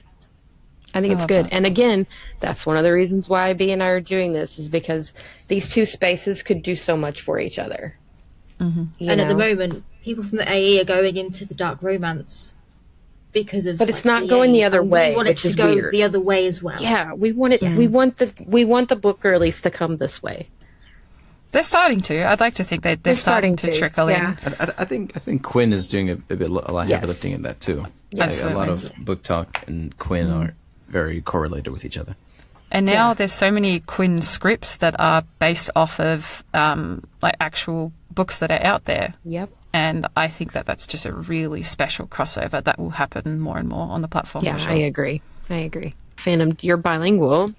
So have you ever done exclusively Spanish audios, which I think you said you had? And do you like to throw your little Spanish flair in your audios? I don't think I've done one that was completely Spanish. I feel like I'm more comfortable doing a bilingual one because I don't want to, like, I guess, alienate Yeah. most of my audience being English. Yeah. But I do try to like expand upon that when I can, because there is an audience there. Actually, just literally minutes before we started, I got a comment from somebody who said that they've been looking for like an audio based on Panama. I'll talk about that more in a second, but they were like, "Wow, I can't believe I actually found something," and I was like, "That's so cool." Like I think that makes my day a lot when people are like, wow, something in Spanish, or like, wow, something that like mentions my culture. It's like, Yes. That is it's so great. good. What I usually do is just I pepper some Spanish in some audios. Like if I wrote the script, or if I'm like I have a say in the script, I like to pepper a bit of Spanish here and there. There are some that there's a lot of like Spanish phrases and lines. My most popular audio, what was it? You're too embarrassed. What if I don't say it in English? That one. Oh, That one that's is- good. Hold on. Adorable. Oh my god. Love that. That one is very popular. Swoony. And I'm like telling the listener like how what they really want is they want to get bread. They want to get pregnant. So I say that, but in Spanish. And yeah. Hey. There's a Spanish subreddit too. It's called Audio Orgasmo. It's small, but it's cool because I feel like that's an untapped market. People. So that's kind of one of the things that we were talking about, was like, are there like markets for like other languages, as far as, I'm sure it's smaller, definitely, but like, is that something that's starting up, or like? See, absolutely. There is. On Reddit, About, yeah. like, Whether the it be people who translations. speak Spanish exclusively, or like speak a little bit of English, there is definitely a market for it. And I'd like to see more of that representation in this space. I feel agree. like it's a little lacking, and I feel like, especially if you play your cards right, like it's something that can make you stand out a lot too. And who says you can't learn while listening to spicy things? Right. Ooh, like spicy oh, Just make sure you Duolingo. understand Spanish what the word professor. was before you repeat it anywhere else. Yeah. Learn Spanish with Phantom. He'll teach you he all the dirty does. words first. Phantom No, does I it in do- his Discord server. Yeah. It's been on a hiatus right now, but I actually teach folks on my Discord server. Like, I do a little Spanish class every week, or did for a minute. And it's fun, right? Like, I think that's another aspect of this that's a lot of fun. Like the community. Yeah. You know, every creator does things differently. I will say, hosting a community does take up a lot of time. It is. But nothing brings me joy quite like seeing people, you know, just chat it up and have a good time. You know, especially like after a long day of work or whatever. It's very wholesome. It's very nice. Yeah. Catching up the chaos is always a treat. Absolutely. Yes. Yeah. Yeah, I think B and I are playing around with that. We really want to get more like authentic reactions from people to different audios and things like that. So we're playing around with like opening up our Discord to have like a react channel for people that, because we're like starting to tell everybody what we're going to be listening to and just like let everybody kind of react. So we So I want can people to be able to like scream text like I do to Kim. That is fun. That is fun. I used to So do that funny. all the time. Like Yeah. live reactions, live listens. And I mean, you know, it's a little embarrassing because it's like you kind of when it's you, it's different. Yeah. Yeah. You're like I've had moments. I was with another creator. They were doing a live listen, and they messaged me like, "Bro, how do you like process this?" I'm like, "Man, I don't know." It really makes you go like, "So this is where I am in life, huh?" Well, and you really have to, that's when you really have to separate yourself from the persona. Like, you really have to kind of step outside of, you know, Phantom to be, that's Yeah, just a person, you know. It's kind of like a disembodied experience. You're Yeah, like, "That's not yeah. me. That's not me." And getting to hear all these people just go, "How dare you?" Yeah. All the time. We get I can do angry. We get kind of aggro at our creators more than anything, B and I. No violencia, por favor. Estoy serio. Yeah, that's me to Phantom when he starts doing that and speaks in There we Spanish. I'm go. like, how dare you? That's a good way to do get me to that? yell I at you. understood I'm just saying. all of that.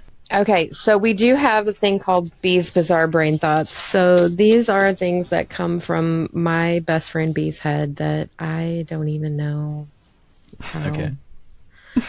But we love her. So they're just little fun questions. Okay, what is your favourite swear word, Raven? Oh, I mean, I guess being Australian, like swearing is just part of our like everyday vocabulary. But yeah, like probably fuck for me. I think people would expect me to say cunt, but Yes! Sorry. She wants you to say cunt real bad. like I'm not one of those Aussies where I'm just like where you just throw cunt into every sentence. You're like, oh, cunt. Like, what do you mean? Like, I'm not one of those. I don't know. But I do say fuck a lot. A lot. Yeah, I say fuck all the time. What a beautiful, versatile word. It's so Very, good. very versatile. Yeah. So is that your favorite too, Finn? It is. It is. Yeah. I mean, is. fuck. Okay. People say I say like FAWK, and I'm like, why though? Oh, yeah, the Like, fuck. Yeah. Yeah. Those are very popular in the book world. Yeah, We love a yeah. good, long, drawn-out fuck. Yeah. But see, I also like saying it in Spanish too, right? Like this word is extremely versatile because it means pretty much anything you want it to mean. Right. Coño, C-O, the N with like a little squiggly. Got O. the tilde on there? Yeah. Yeah, but it's not like coño. It's like coño. Yeah. You know, it's You gotta say it right. Almost You gotta like say a it clip right. round the back of the head. It sounds like. Yeah. Yeah. Yeah. You gotta swing it like Like, what is the matter with you? coño. Yep. Yeah. Okay, what snack could you never live without, Raven? Oh, fuck. Good question. Oh, okay. I don't know if you have them in the set. I think so. Like red frogs. Do you guys have red frogs? Red frogs. Red Doesn't ring a frogs? bell. What are red frogs? Red frogs are like they're like red frog lollies or candy, I guess. I don't know. Are they like hard candy or gummies or chewy, kind of soft, like a Do they snake. have, like, do you guys have taffy kind of? Liquidy inside. do you guys have snake lollies? No. Yeah, the Everyone snakes. has snake Like lollies. those big worm Snakes. things with the Like multi- gummy Yeah. bears? gummy Okay, so it's like a gummy. Yeah. It's but it's it's by the brand Allen's, and they're just known for doing like all the lollies in Australia. Candy, sorry. But yeah, there's these red frogs, and they're just Are they like spicy or are they what? No, they're so sweet that my dentist is like, enough, please. Raven, I know what you've been bad when eating. your dentist has to get involved. Yeah. Or like just red licorice in general is So, my, like, kinda like Twizzlers. weakness. Don't even get me started on Twizzlers. Yeah, could consume. I'm going to the States for the first time next month, and I already know I have to like chain myself to a wall to not. You're gonna bring home a suitcase of Twizzlers. No, you're gonna be I'm sent to like that. customs. Like, oh, What is all this? What's all Yeah. this now? Yeah, Twizzlers? Souvenirs. yeah. They're for the See, he fam. does it so well. I know, He it's says so it. annoying. Just to get those Says it souvenirs in the so States is all. Don't worry about it. these are my Yeah, you want a couple? You take a couple. Just don't tell anybody He about just suddenly got good at it as well. Like I was like, what the I fuck? just come on. Yeah. Twizzler. So red licorice. That's my answer. Yeah. Okay. What about you, old Phantom? it. Old Phantom. Old Phantom, old boy. Oh, Good old yes. Phantom. I'm quite. We started on me now, have we? Partial to goldfish crackers. I don't really like junk food that much. I don't really like junk food. My landlady came by yesterday and she was like, "Do you have any snacks?" And I'm like, "No, I don't really eat junk food." And she's like, "Who are you trying to look fine for?" I'm like, "Fine for? I just try to stay healthy." but no, I love goldfish crackers. I know I didn't have them as much as I used to, but it was my favorite snack when I was a kid. And like, I'll get like one of the big cartons and just demolish that within a week. Yeah. The like big milk jug cartons. Yeah, they're very like milk jug cartons. Yeah, you know what I'm talking about. If you were to wake up with an extra body part, which would you want? And it could be, you could make one up. Anything. It doesn't have to be an existing Yeah. It could be a made up body part. Raven. Raven. Raven. I feel like I'm like inclined to say wings because Raven. But my brain instantly, I was just like, another brain would do. And I'm like, is that a body part? No. Girl, that's a great Another brain idea. while Why haven't I editing. never thought of that? Double brain Just have it capacity. in their hand. Like, we're already running on 2 brain cells max a day over here. So, you know, Me an extra with 2 one. brains? I share mine. Unstoppable. Unstoppable. Unstoppable. So, that's my answer. If that counts, I guess. It counts. It's a body part. Yeah, that's my answer. All right, Fandom, what about you? I can't really think of an extra body part, but I'll tell you this: I could really do with another set of eyes, perhaps. You know, mine are no good. I love So him. instead of spider Replacement. you just want a replacement. Replacements. Yeah. Yeah. Get a new pair. These are defective, I'm afraid. So have you always had a vision impairment, or was that? Yes. I was born. I was born with it, and like, I guess for like a long time, I never really realized how much of a detriment that could be. Because you know, like you're a kid, you know, obviously your Yeah, parents you're taking just care born of you. with it. Yeah. But then, like when you're an adult, you're like, oh, I need to go to the grocery store. According to Google Maps, that would take me about 2 hours across several lanes of highway traffic, and then I need to walk back with the groceries in. No, this isn't gonna work. There's no way But you for me guys to are get allowed groceries. to walk over highways. I mean, it's not actually- necessarily suggested, but It's illegal to do so. It's you illegal got to to do what so. you got to do. Yeah. So Okay. the only solution I have is to like use like a grocery delivery service, which is more expensive. Obviously. Yeah. So it's sort of like a disability tax, a blind tax, if you will. Amen. Yes. You have to adapt, be resourceful. So like maybe I'll be like, hey friend, you going grocery shopping? Could you like do me a solid and do this for me, and then I'll pay them like some extra, cash or something. Yes, But not as finding much. out as I you're would out of one thing and having to for me, it's milk. order that. It's always milk. Like if I make protein shakes and smoothies all the time, and I'm like, oh crap, I'm out of milk again. Yeah. Ugh. But yeah, it's a lifelong thing. It's not so bad. It's one good thing that came out of COVID. Yeah. I know it sounds like Yeah, say having things anything be good able to came be out of COVID. delivered. Yeah, for sure. But things like that really helped people It did. who, like, It did, disabled yeah. people. Yeah. People were like, oh, we don't have the technology, the capability to like do everything remotely, and then COVID forced everyone to be inside, and it's like, actually, we do. It's like, Yeah. Oh wait, we do. And then That's suddenly we don't anymore. yeah. Now like remote jobs are hard to find. Thank God I was able to find one, and that's a miracle in itself. But like, no, even the federal government here in the States, we a lot of those jobs have been taken away, Yep. and it's a huge shame for those with disabilities, because It's terrible. it's really the only way we can work. Yep. I feel that's part of the reason why. I mean, like obviously, I do love what I do tremendously in the space, but it has also helped support me in times when I had like nothing happening. Yeah. And like I talked about this before, but for some, it's not just a hobby. It actually like helps pay the bills Yeah. when things are tough. I would give you new eyes if I could. My sister-in-law, is blind, was born blind as well, and so I have a lot of Really? experience with, just her. She actually worked at the Texas Commission for the Blind for a long time. Oh And- wow! I know Yeah. them. Yeah. So, but yeah, That's she, awesome. yeah, she's Okay. retired now, but yeah, I've learned a one. lot of things from knowing her as long as I have. So. I love that. It's it's very hard for her to, like you said, just do things. Luckily, she has a husband who, goes grocery shopping and drives her everywhere and all that. But, not everybody has that. So, Exactly. Yeah. Yeah. You had to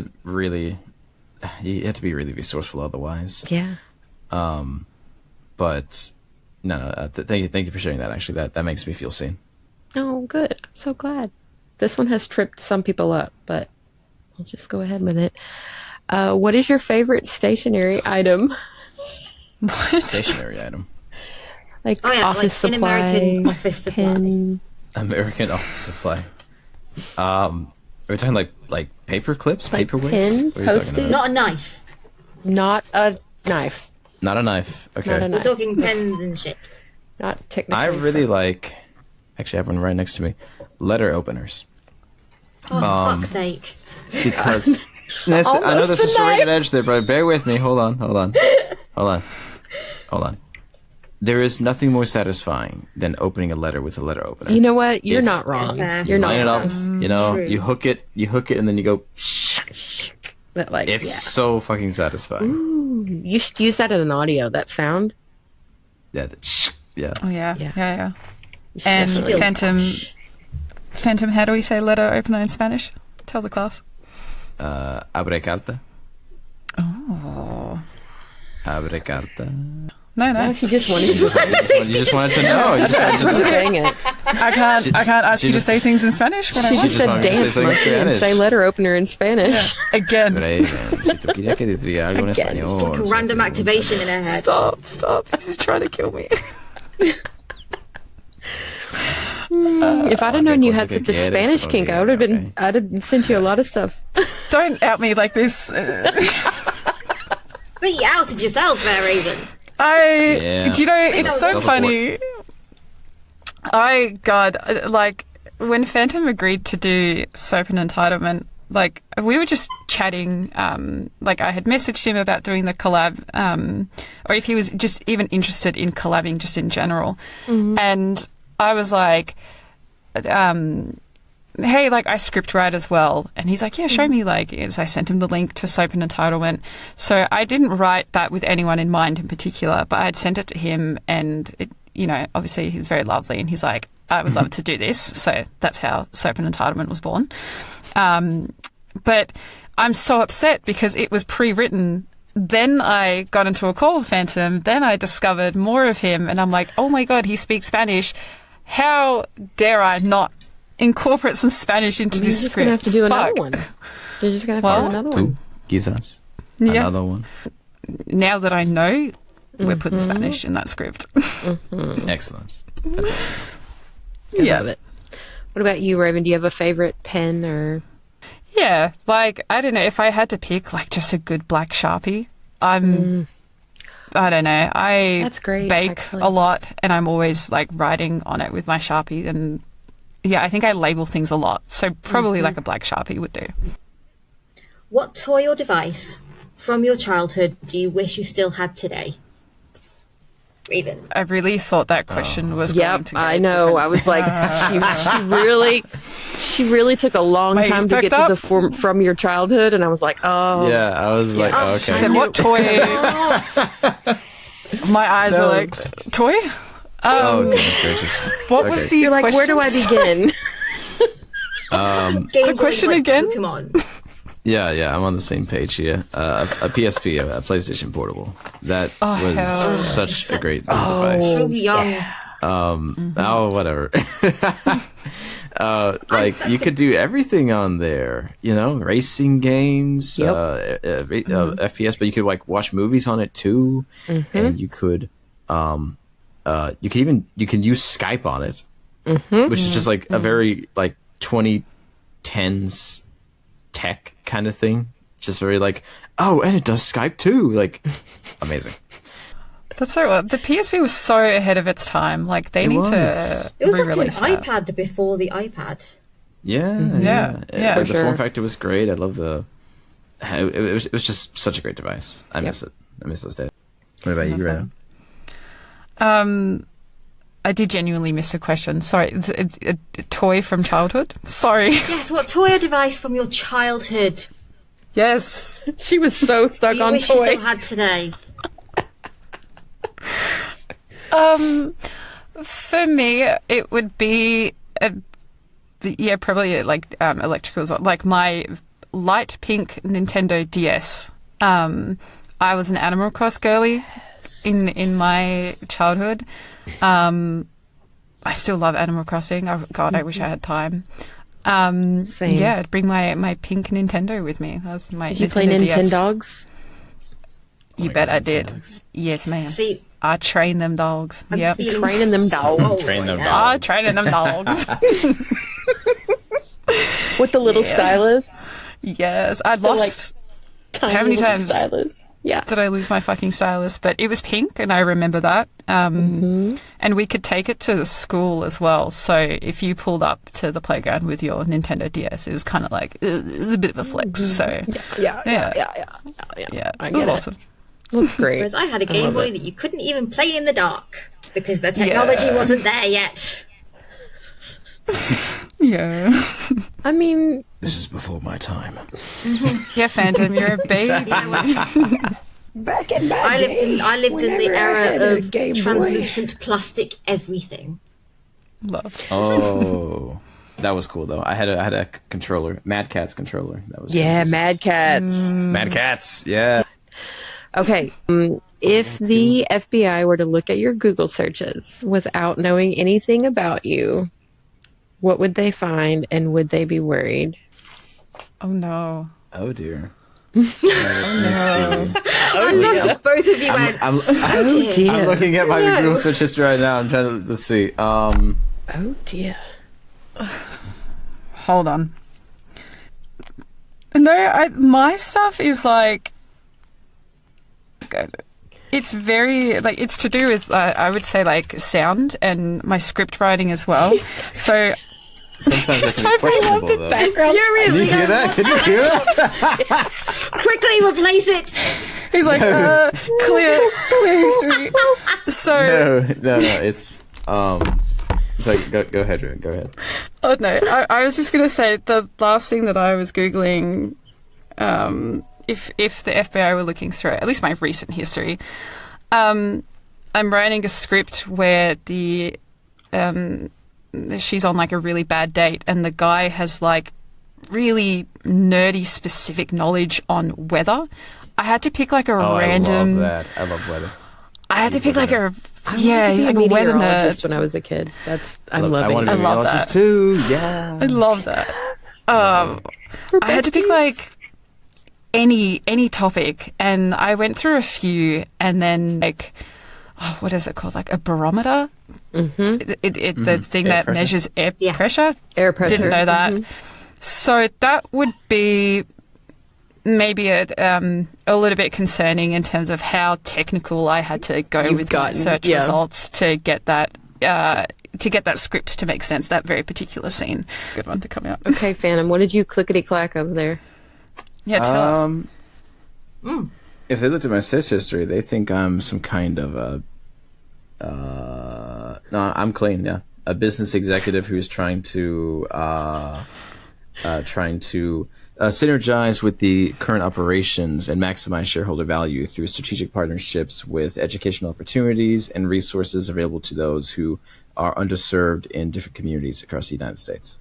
Oh, That is hold the on. longest search I've ever You heard in my life. searched that? No.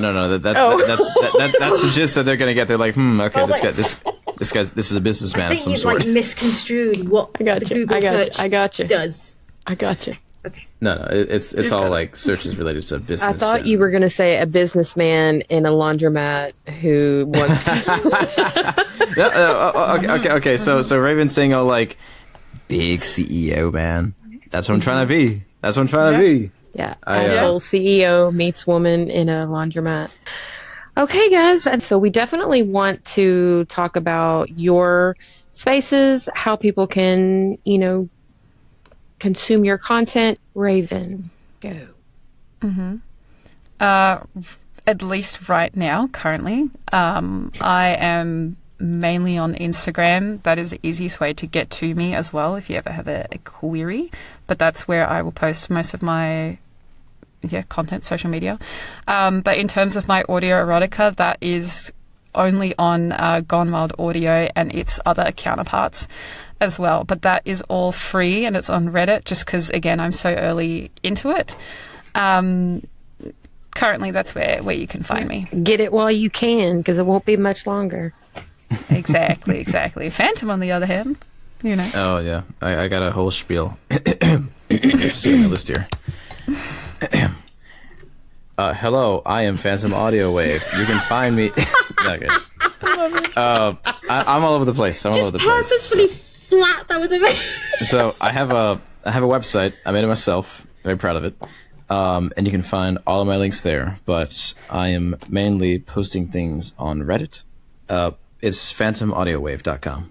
He's put so much effort into it. Like, I haven't updated mine since I started doing AE, so... but Phantoms is such an inspiration. It's fantastic. Yeah, it's fully built out, so the contact form works. If you want to send me a note, send me a message, please feel free to do so there.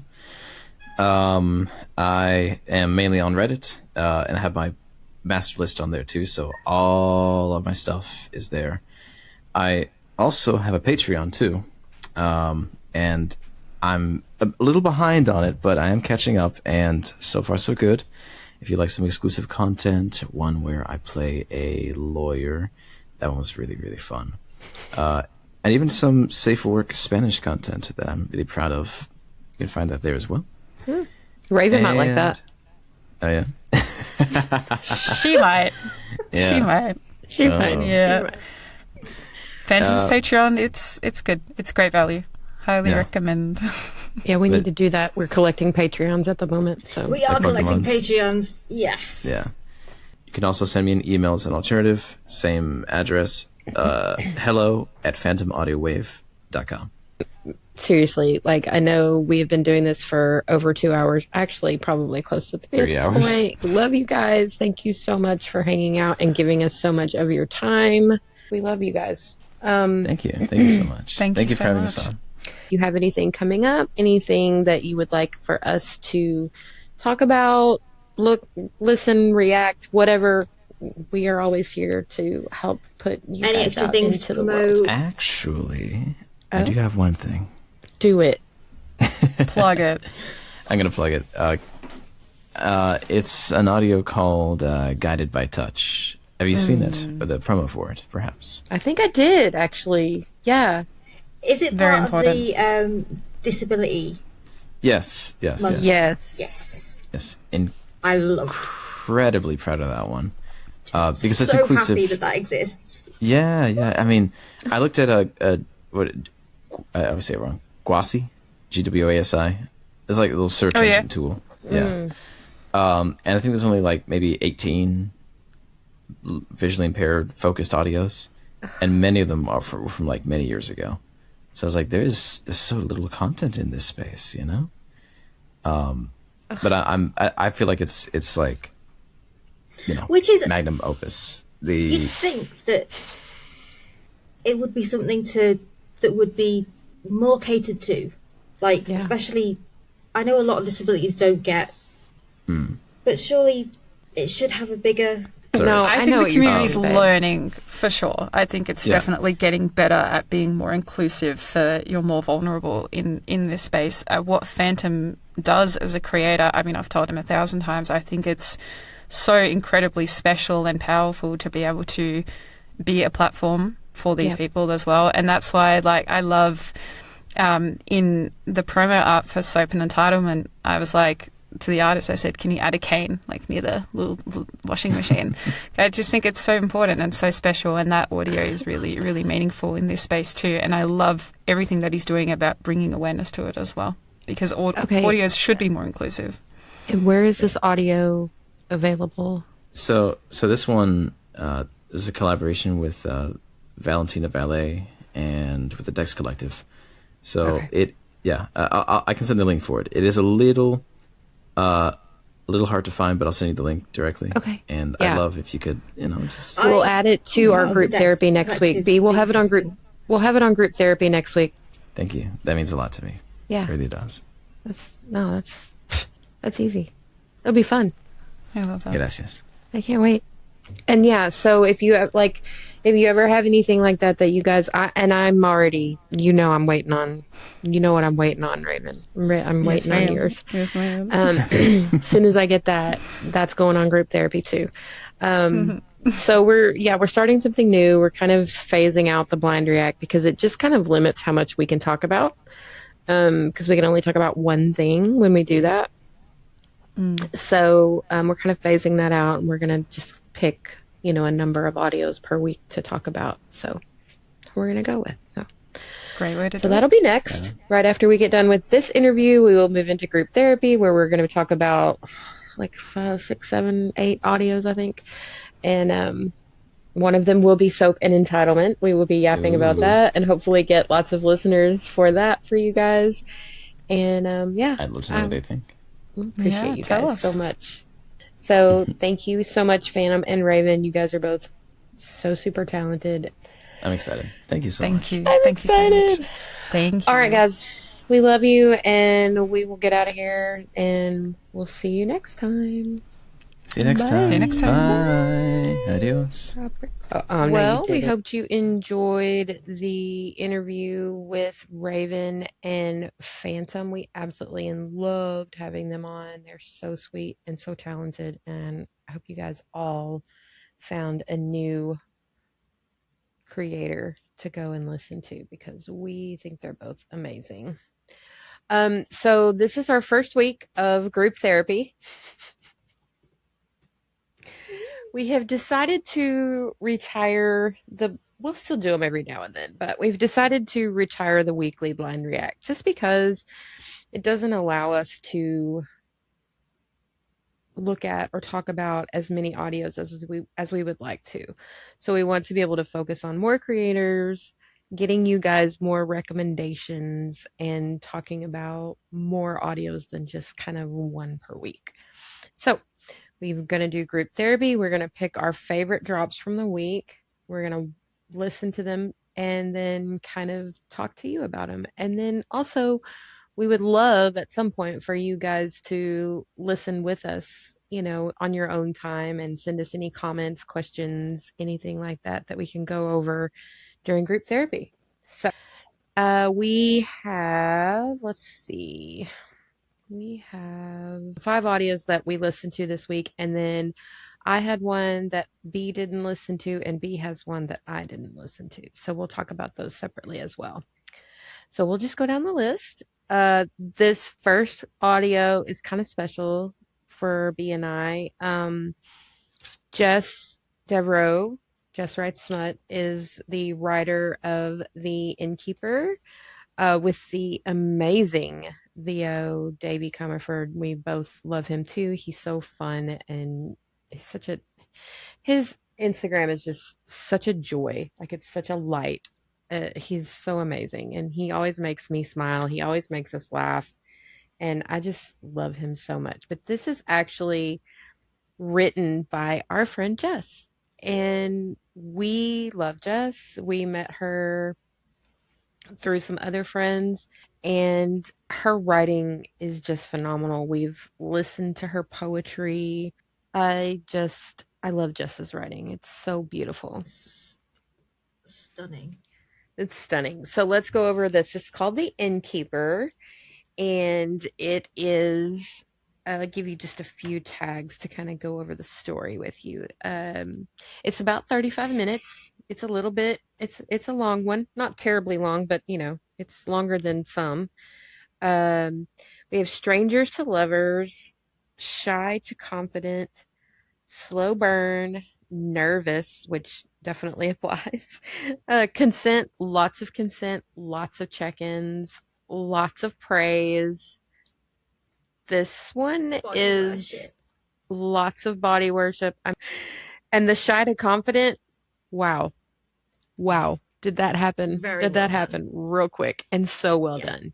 Yeah, and he even explained, and she even like made it explained in the audio, which was so cool, I thought, because yeah, I think it might have thrown you off a little bit for his personality to change so quickly, but the way that he explained it and the way that she wrote it, it totally made sense. I just, it was so good. Just that whole consent conversation was just Oh, just perfect. beautiful. It was beautiful.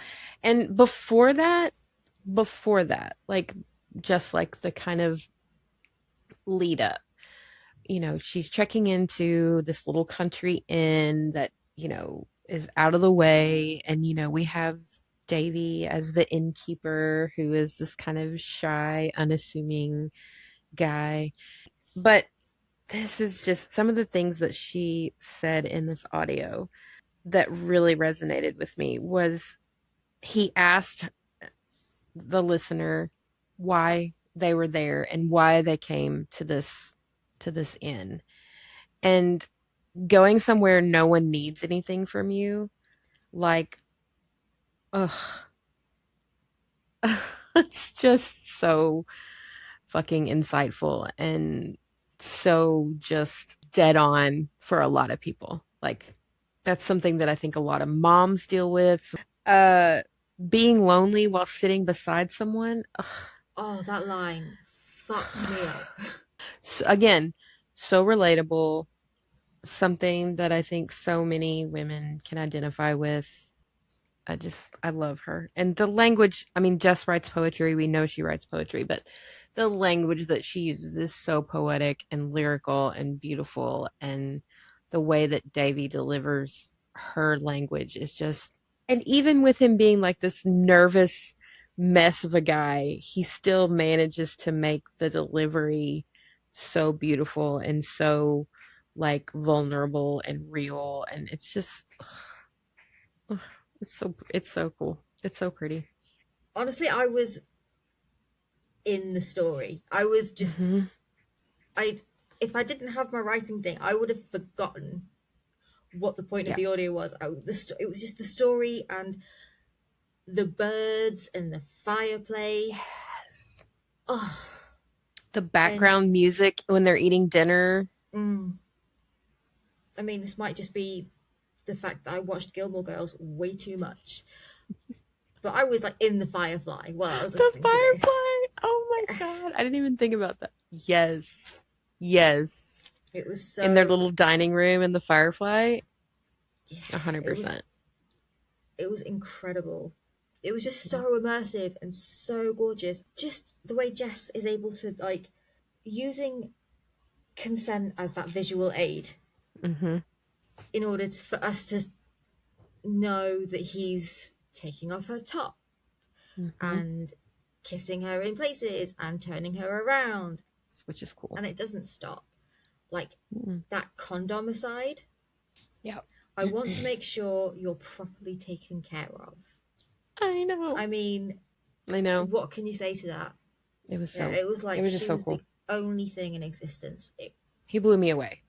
Yeah, and then Okay. there were those few little moments where you were like, you could see a different type of audio, and you were like, maybe I Yeah, should the get on your on knees. I your. was like, okay, Yes. what? I was so like that little switchy part, and you're like, Mhm. we may need to go in a back catalog here. We know Jess has been writing for a while. We know Jess writes, but for this to be how she comes on to the Quinn scene is just, I'm so fucking proud of her and I'm so happy for her. And this is just, It's just, she's an it was beautiful. unbelievable writer. Just, Unbelievable. she's very much got her own signature. Like, when 100%. you hear audios, you will be able to say, oh, this is a Jess audio. Yeah. And also, there's a maturity to her language. Yes. Yeah. There's a grown ass woman feel to Jess's stories Yes. and to her language. And I love that. I absolutely love that. So yeah, I'm looking so forward to whatever comes from her. I love the way she writes. I love Jess. She's awesome. Okay, so we absolutely loved The Innkeeper. We absolutely recommend that you go out and listen to it. I'm going to read you a couple of comments from Quinn just to give you an idea of what the ladies be saying. And this is so true. The way this audio made me go from emotional to feral in speed of light. And yeah, like literally a light switch. Jess and Davy, truly the dynamic duo. The script was so deliciously good, along with this adorable VA. The audio is so good and worth a listen. I'm super proud of these two. Amazing job.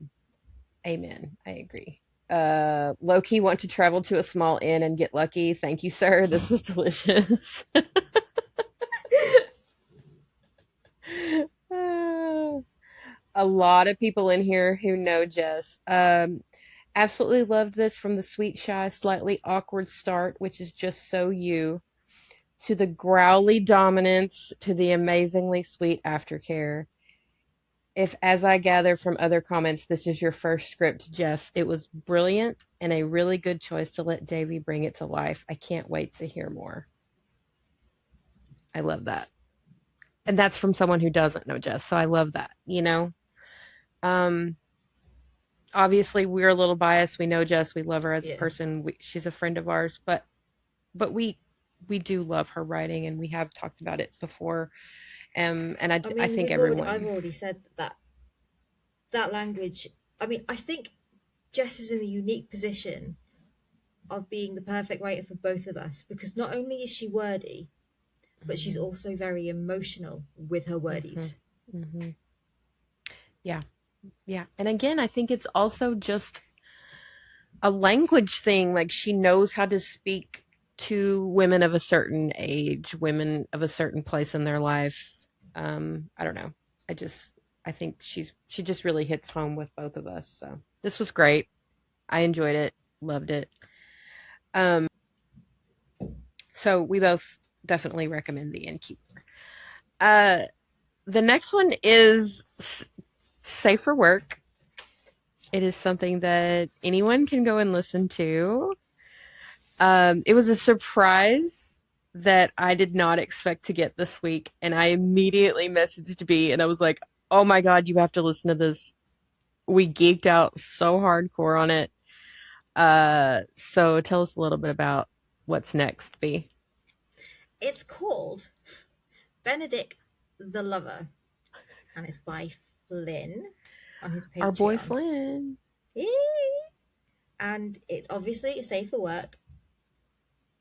He's teaching a class about Shakespeare, about Much Ado About Nothing, and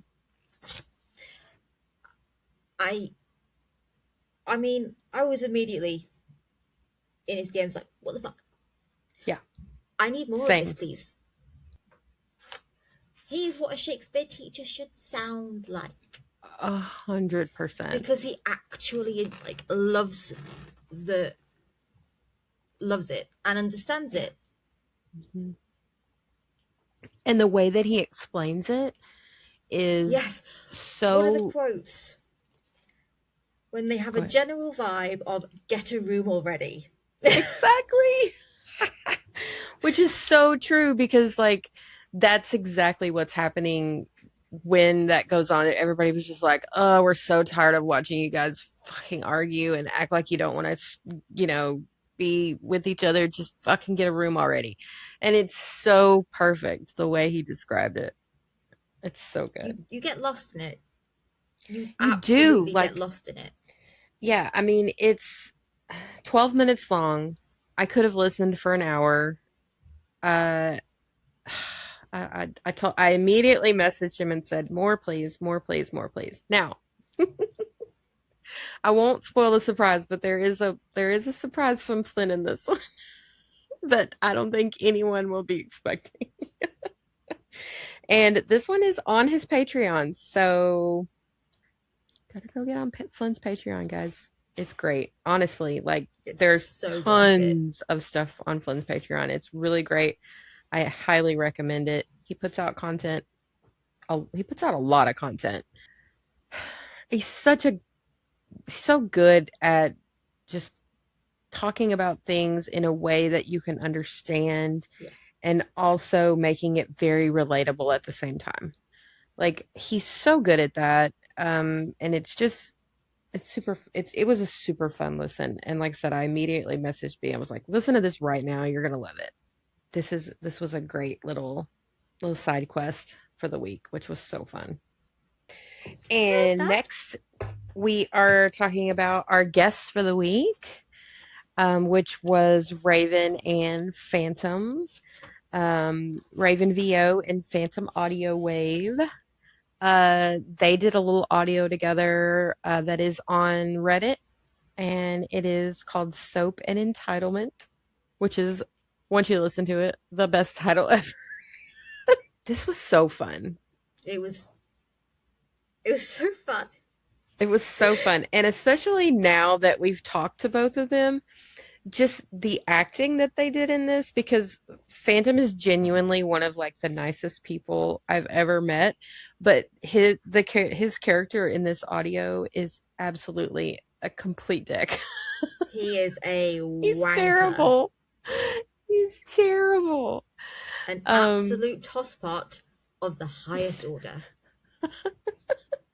Tosspot, exactly. He's very condescending.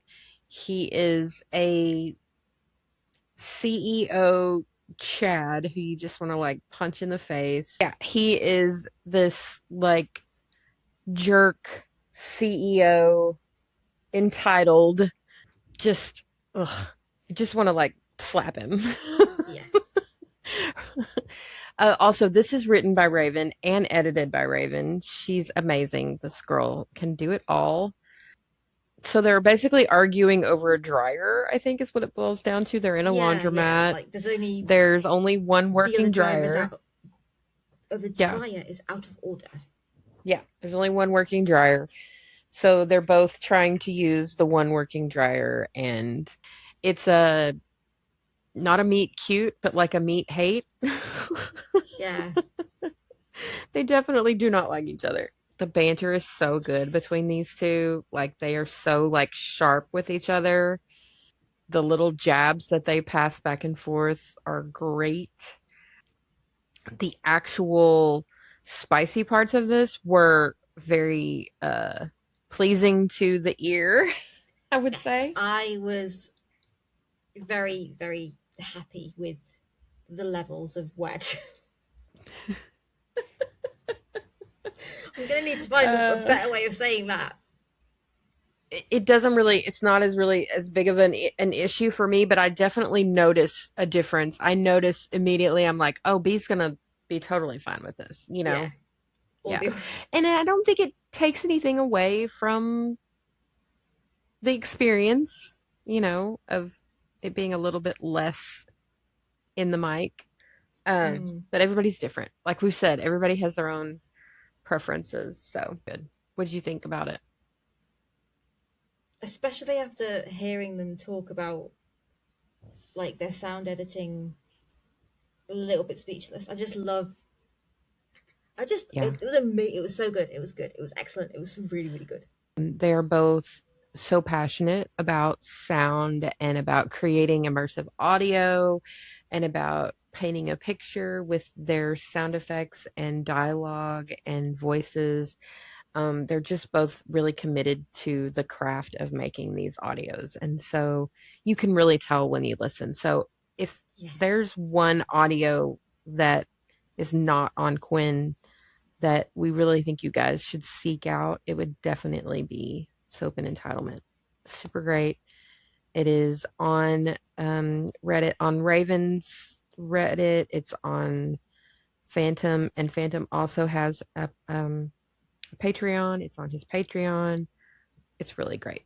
So definitely recommend Soap and Entitlement. It's a super fun 20 minutes and you will laugh. I You will promise. laugh. You will laugh. I promise. So now, speaking of laughing, the next one. Oh, are we talking about this one? Are we talking about Get Fucked? Get fucked. Okay, cool. I liked. So B and I are pretty frequent flyers now in in Atlas's Discord in the Stargazers. We love the Stargazers. And I'm not sure how this came up, but I think someone was talking about this audio They were talking about it in a channel, in a and chat. about how two nicknames came about. Correct. Yeah. Correct. And so B was like, "Oh, I need to listen to this. I need to go check this out." And so she goes and starts it, and B's like, "You need to go listen to this audio." And I was like, "Oh, okay." She's like, "You're gonna laugh your ass off. It's so fucking good." Blah blah blah blah. I was like, "Okay." So this audio is on Magic Wave. It is in 3 parts. It is called Get Fucked. It is written by Lark, who we love. And this is some top-notch fucking writing, y'all. Yeah. I cannot even stress this enough. You got to listen to this. And I'm sure a lot of you have already listened to this because it has been out since January, I think. So we're a little behind on this one, but Yeah, we if are. you haven't listened to this, oh my God, go run. Run and go now. No one cares, Brad. Stop calling me Brad. We have Dolph, who is absolutely insanely hilarious in this audio. We have Dr. Rapture, we have Atlas, we have Flynn, and we have Lux VA, all favorites of the show.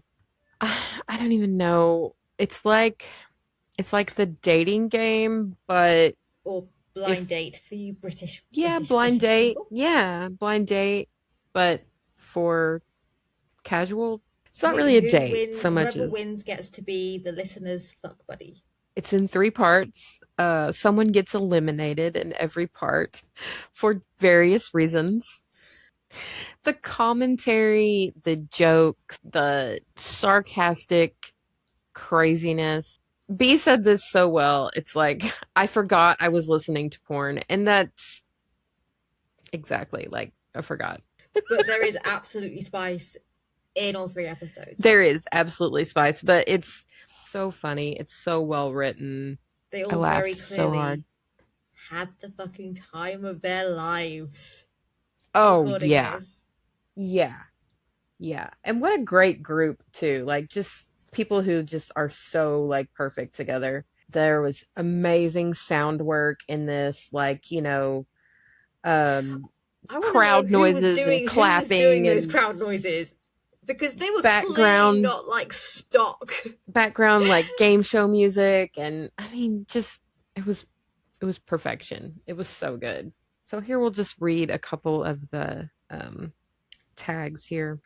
Dating competition show, campy, sexy satire, contestants, interview round, blindfolds, Brad, Kyle. I love that they use Brad and Kyle as I completely forgot about Kyle. And Kyle. Oh yeah, Kyle was great.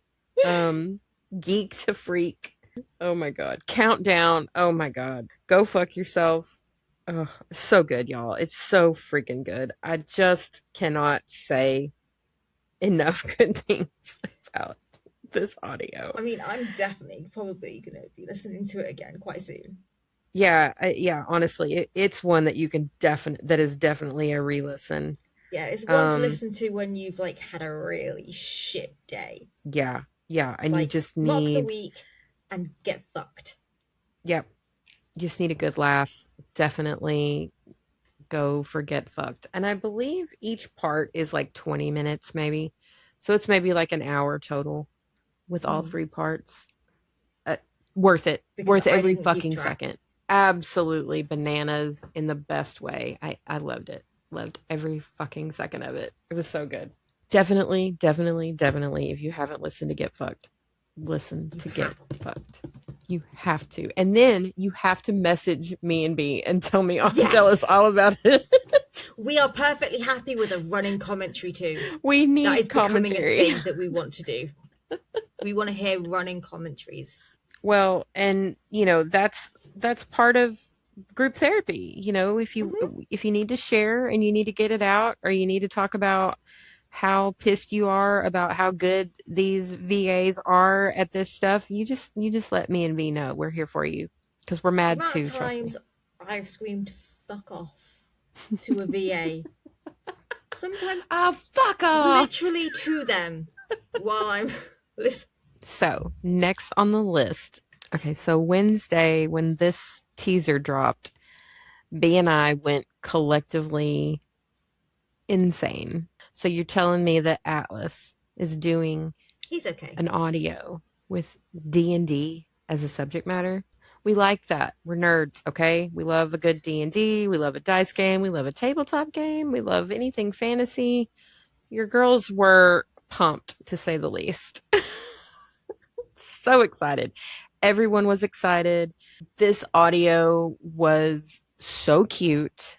We did have a little cameo from Axolotl as the DM. I loved that. But the audio in itself, the story was adorable. Got a little friends to lovers, like a lot of like little nerdy Easter eggs.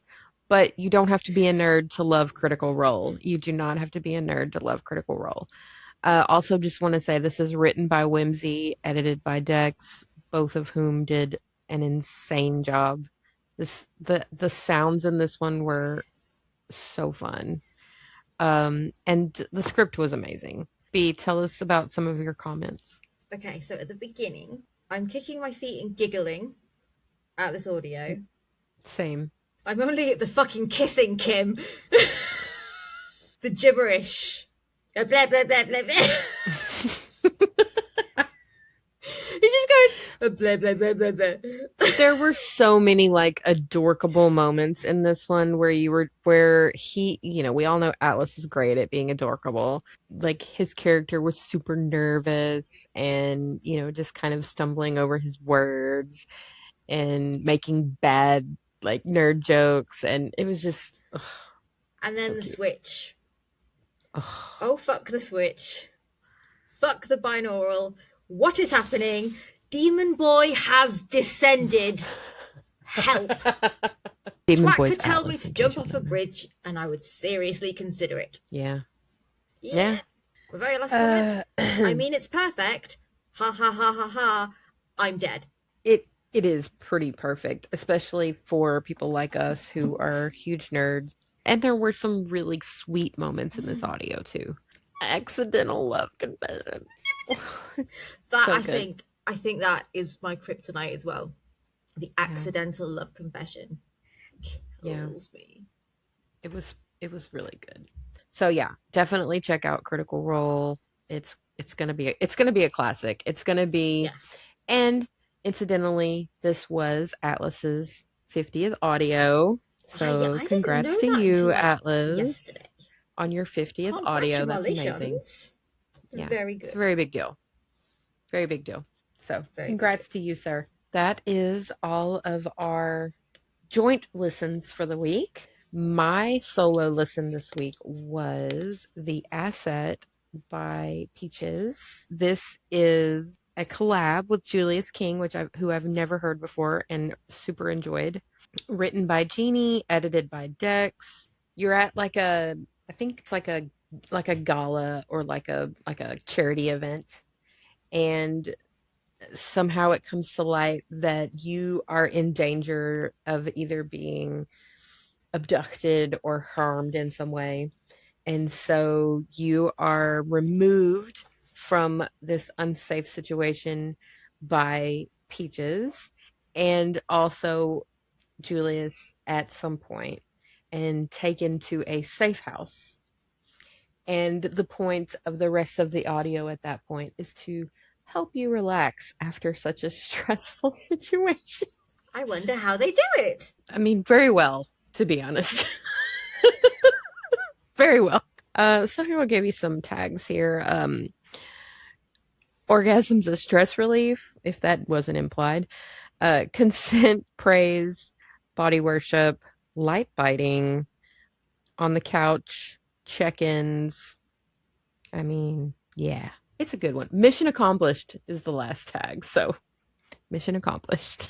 The banter between Peaches and Julius was great. There was a little bit of a competition vibe, but also a work together for the listener vibe. Um, Super fun, lots of giggly moments. I really enjoyed it. Yeah, and this comment from a listener. My face has never betrayed me out in public so much as it did with this audio. Absolutely diabolical. And I can agree with that. This is not one you can keep a straight face. Don't try to listen to this one in the grocery store. Don't try to listen to it at work. Don't try to listen to it anywhere but where you're by yourself. Just take it from me. Someone said, insert scene where Nick meets Prince on New Girl. If you know, you know, swoon. And that is Oh, absolutely 100% accurate. So yes, Poppy Flynn, whoever you are, great job. You did. That's perfect. Um, it's super cute, super fun. It is lighthearted. It is just a good time. Definitely recommend The Asset if you have not listened to The Asset. Very good. So, what did you listen to, B?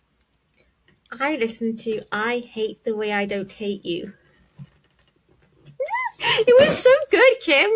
I know, and I'm the one that told you to listen to it, and I didn't I even listen to it. I'm so mad at myself.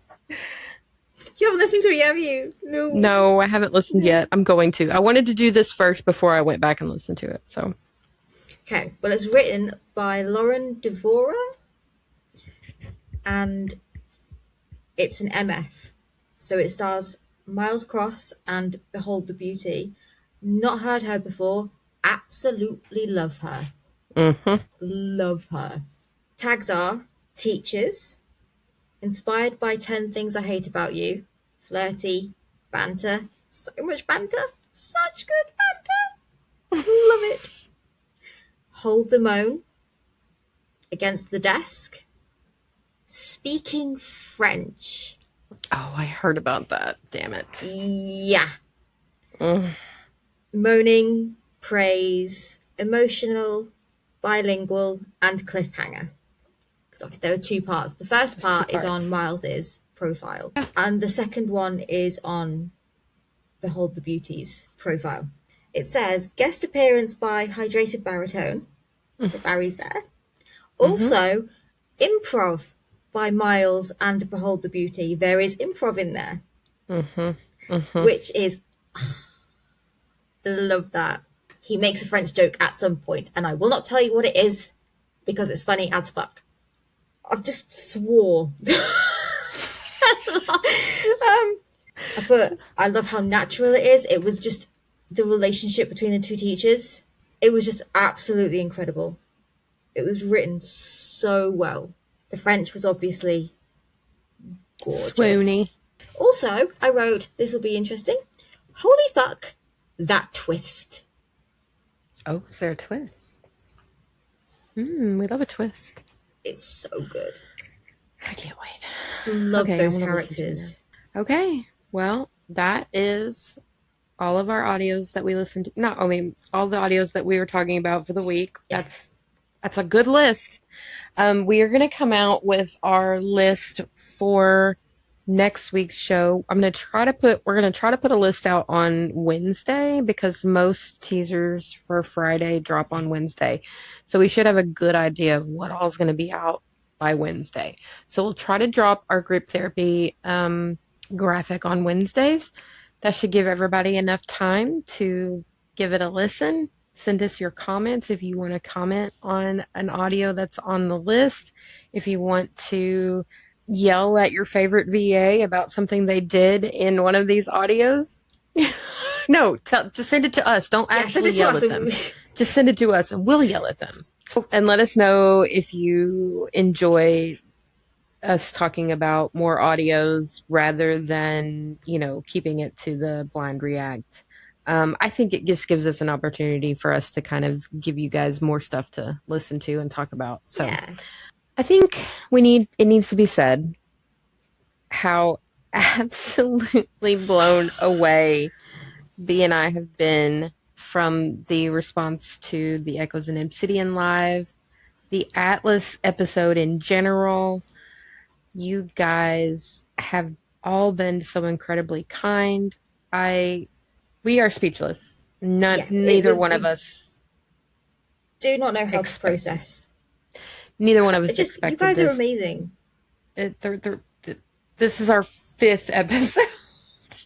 Literally, we are blown away. We are so grateful, and we hope that you enjoy what we're putting out there. I know you guys are going to love Raven and Phantom. I'm so excited to introduce them to anyone who doesn't know them. Go check them out, give them some support, and thank you guys for your support. We love you. Bye. Bye-bye.